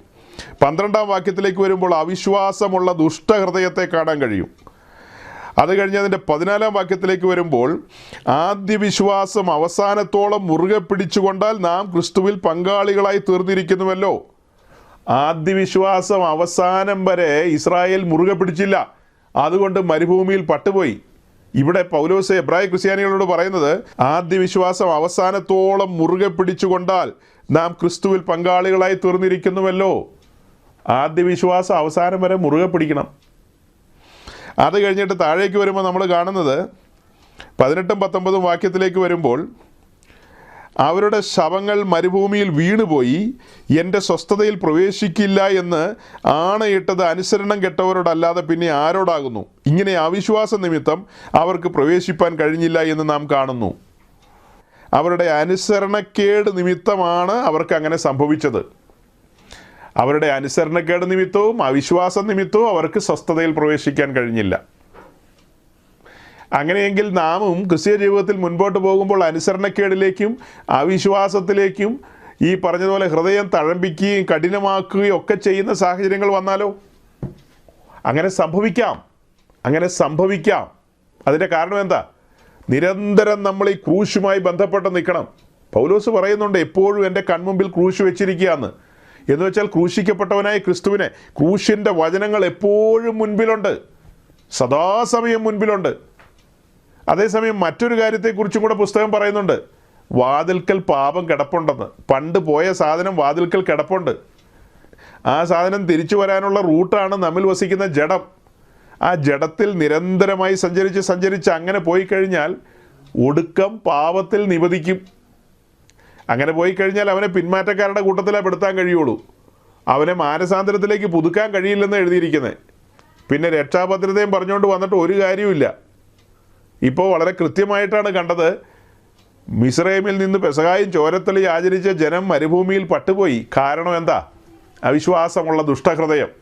അവർ അനുസരണക്കേടിലേക്ക് വന്നു. അപ്പോൾ കൃപയാൽ വിശ്വാസം മൂലം രക്ഷിക്കപ്പെട്ട് ദൈവരാജ്യത്തിൽ വന്നവർ കാലങ്ങൾ മുൻപോട്ട് പോകുമ്പോൾ അവരിൽ പരിശുദ്ധാത്മാവുണ്ട്, വചനമാകുന്ന വിത്ത് വന്നിട്ടുണ്ട്. അതിനനുകൂലമായ രീതിയിലല്ല അവരുടെ ജീവിതമെങ്കിൽ അവർ ലോകത്തിൻ്റെ സ്നേഹിതന്മാരാകാൻ കച്ചകെട്ടി ഇറങ്ങിത്തിരിക്കുകയാണെങ്കിൽ, തെറ്റായ പഠനങ്ങളിലേക്കും തെറ്റായ വഴികളിലേക്കും തിരികുകയാണെങ്കിൽ, ഈ കടന്നു വന്നിരിക്കുന്ന സീഡ് അബോർട്ട് ചെയ്തു പോകും. അത്ര തന്നെ. നമ്മൾ രാവിലെ എഴുന്നേൽക്കുമ്പോൾ രക്ഷ നഷ്ടപ്പെടുവോ ഇങ്ങനെ പറഞ്ഞുകൊണ്ടാണോ എഴുന്നേൽക്കുന്നത്? ഓരോ പ്രഭാതത്തിലും നമ്മൾ നന്ദി പറഞ്ഞുകൊണ്ടല്ലേ എഴുന്നേൽക്കുന്നത്? ഓരോ പ്രദോഷത്തിലും നമ്മൾ ഉറങ്ങാൻ പോകുന്നത് എങ്ങനെയാണ്? നന്ദിയോടുകൂടിയല്ലേ. നമ്മുടെ പകലത്തെ ജീവിതം എങ്ങനെയാണ്? ദൈവത്തെ ഭയപ്പെട്ടല്ലേ ജീവിക്കുന്നത്. അങ്ങനെയല്ലാത്തൊരു ജീവിതം ഉണ്ടെന്നേ. അങ്ങനെയല്ലാതെ ജീവിക്കുന്ന ധാരാളം പേരുണ്ട്. അങ്ങനെയല്ലാത്ത ധാരാളം പേരുണ്ട്. അതായത് കർത്താവ് നമ്മെ രക്ഷിച്ചു, കർത്താവ് നമ്മെ പൂർണ്ണമായും രക്ഷിക്കും. അതായത് കർത്താവ് പാപത്തിൽ നിന്ന് നമ്മെ വിടുവിച്ചു. ഇനി കർത്താവ് ലോകത്തിൽ നിന്നും വിടുവിച്ച് നമ്മെ പൂർണ്ണമായും രക്ഷിച്ച് ആ തേജസ്സിൻ്റെ അനുഭവത്തിലേക്ക് കൊണ്ടുപോകുമെന്നുള്ളത് നമ്മുടെ വിശ്വാസമാണ്. അത് ഓക്കെയാണ്. പക്ഷെ അങ്ങനെ അല്ലാതെ ഒരുവന് ഒരു തീരുമാനത്തിൽ എത്തിച്ചേരാൻ കഴിയും. അതായത് ഇതൊക്കെ പറയുമ്പോൾ നിങ്ങൾ ഓർക്കേണ്ട ഒരു കാര്യമുണ്ട്. മനുഷ്യൻ്റെ ഫ്രീ വില്ല് ഫ്രീസ് ചെയ്തിട്ടില്ല. ഏദൻ തോട്ടത്തിൽ ആദമിനെ ദൈവം അനുഗ്രഹിച്ചു. ഏദൻ തോട്ടത്തിൽ ദൈവം മനുഷ്യനെ സൃഷ്ടിച്ച് അവനെ അനുഗ്രഹിച്ചു. നമ്മളത് കാണുന്നുണ്ട്. പിന്നത്തേതിലാണ് അവിടെ നന്മതിന്മകളുടെ വൃക്ഷത്തെ വെക്കുന്നത്. ആ നന്മതിന്മകളുടെ വൃക്ഷം എന്താ കാണിക്കുന്നത്? ടെസ്റ്റ് ഉണ്ടെന്നാണ് കാണിക്കുന്നത്. ടെസ്റ്റ്. അതിനു മുമ്പ് അനുഗ്രഹവും കാര്യങ്ങളൊക്കെ കൊടുത്തു. അതുപോലെ തന്നെയാണ് പാപത്തിൽ നിന്ന് രക്ഷിച്ച് നമ്മെ കൊണ്ടുവരുന്നത് ദൈവരാജ്യത്തിലാണ്. ദൈവരാജ്യത്തിൽ കൊണ്ടുവന്ന നമ്മോടുള്ള ബന്ധത്തിലാണ് പറയുന്നത് ഇനി ജഡത്തെ അനുസരിച്ച് ജീവിക്കരുതെന്ന്. ജഡത്തെ അനുസരിച്ച് ജീവിക്കാനുള്ള എല്ലാ സാഹചര്യവും ഉണ്ട് നമ്മുടെ മുമ്പിൽ. നാം രക്ഷിക്കപ്പെട്ടു എന്ന് കരുതി നമ്മിൽ ജഡമില്ലാതെ പോകുന്നില്ല. ജഡം നമ്മിലുണ്ട്. അതായത് കർത്താവിൻ്റെ സഭ ആരംഭിക്കുന്നത് മാളികമുറിയിലാണ്. മാളികമുറിയിൽ സഭ ആരംഭിക്കുന്നതിന് മുമ്പ് കർത്താവ് ശിഷ്യന്മാരോട് പറഞ്ഞിട്ടുള്ളൊരു കാര്യമാണ്, യെരുശലേം ദേവാലയം കല്ലിന്മേൽ കല്ലിൽ ശേഷിക്കാതെ തകർന്നു പോകുമെന്ന്. സഭ ആരംഭിച്ചതിന് ശേഷവും യെരുശലേം ദേവാലയം അവിടെ ഇരിപ്പുണ്ട്. അത് വേണമെങ്കിൽ ഉടച്ചു കളയാമായിരുന്നു. പക്ഷെ ഉടച്ചു കളഞ്ഞില്ല, അത് അവിടെ വെച്ചു. അതെന്താ കാണിക്കുന്നത്? ടെസ്റ്റാണ്. ഫസ്റ്റ് സെഞ്ചുറി സെയിൻസിൻ്റെ മുമ്പാകെ ടെസ്റ്റിന് വേണ്ടിയാണ് യെരുശലേം ദേവാലയം അവിടെ വെച്ചത്. അതുപോലെ ഏദൻ തോട്ടത്തിൽ ആദമിൻ്റെ മുമ്പിൽ 2 വൃക്ഷം വെച്ചത് എന്താ? അതും ടെസ്റ്റാണ്. നമ്മുടെ ജീവിതത്തോടുള്ള ബന്ധത്തിൽ നമ്മുടെ ജീവിതത്തിൽ ജഡമുണ്ട്.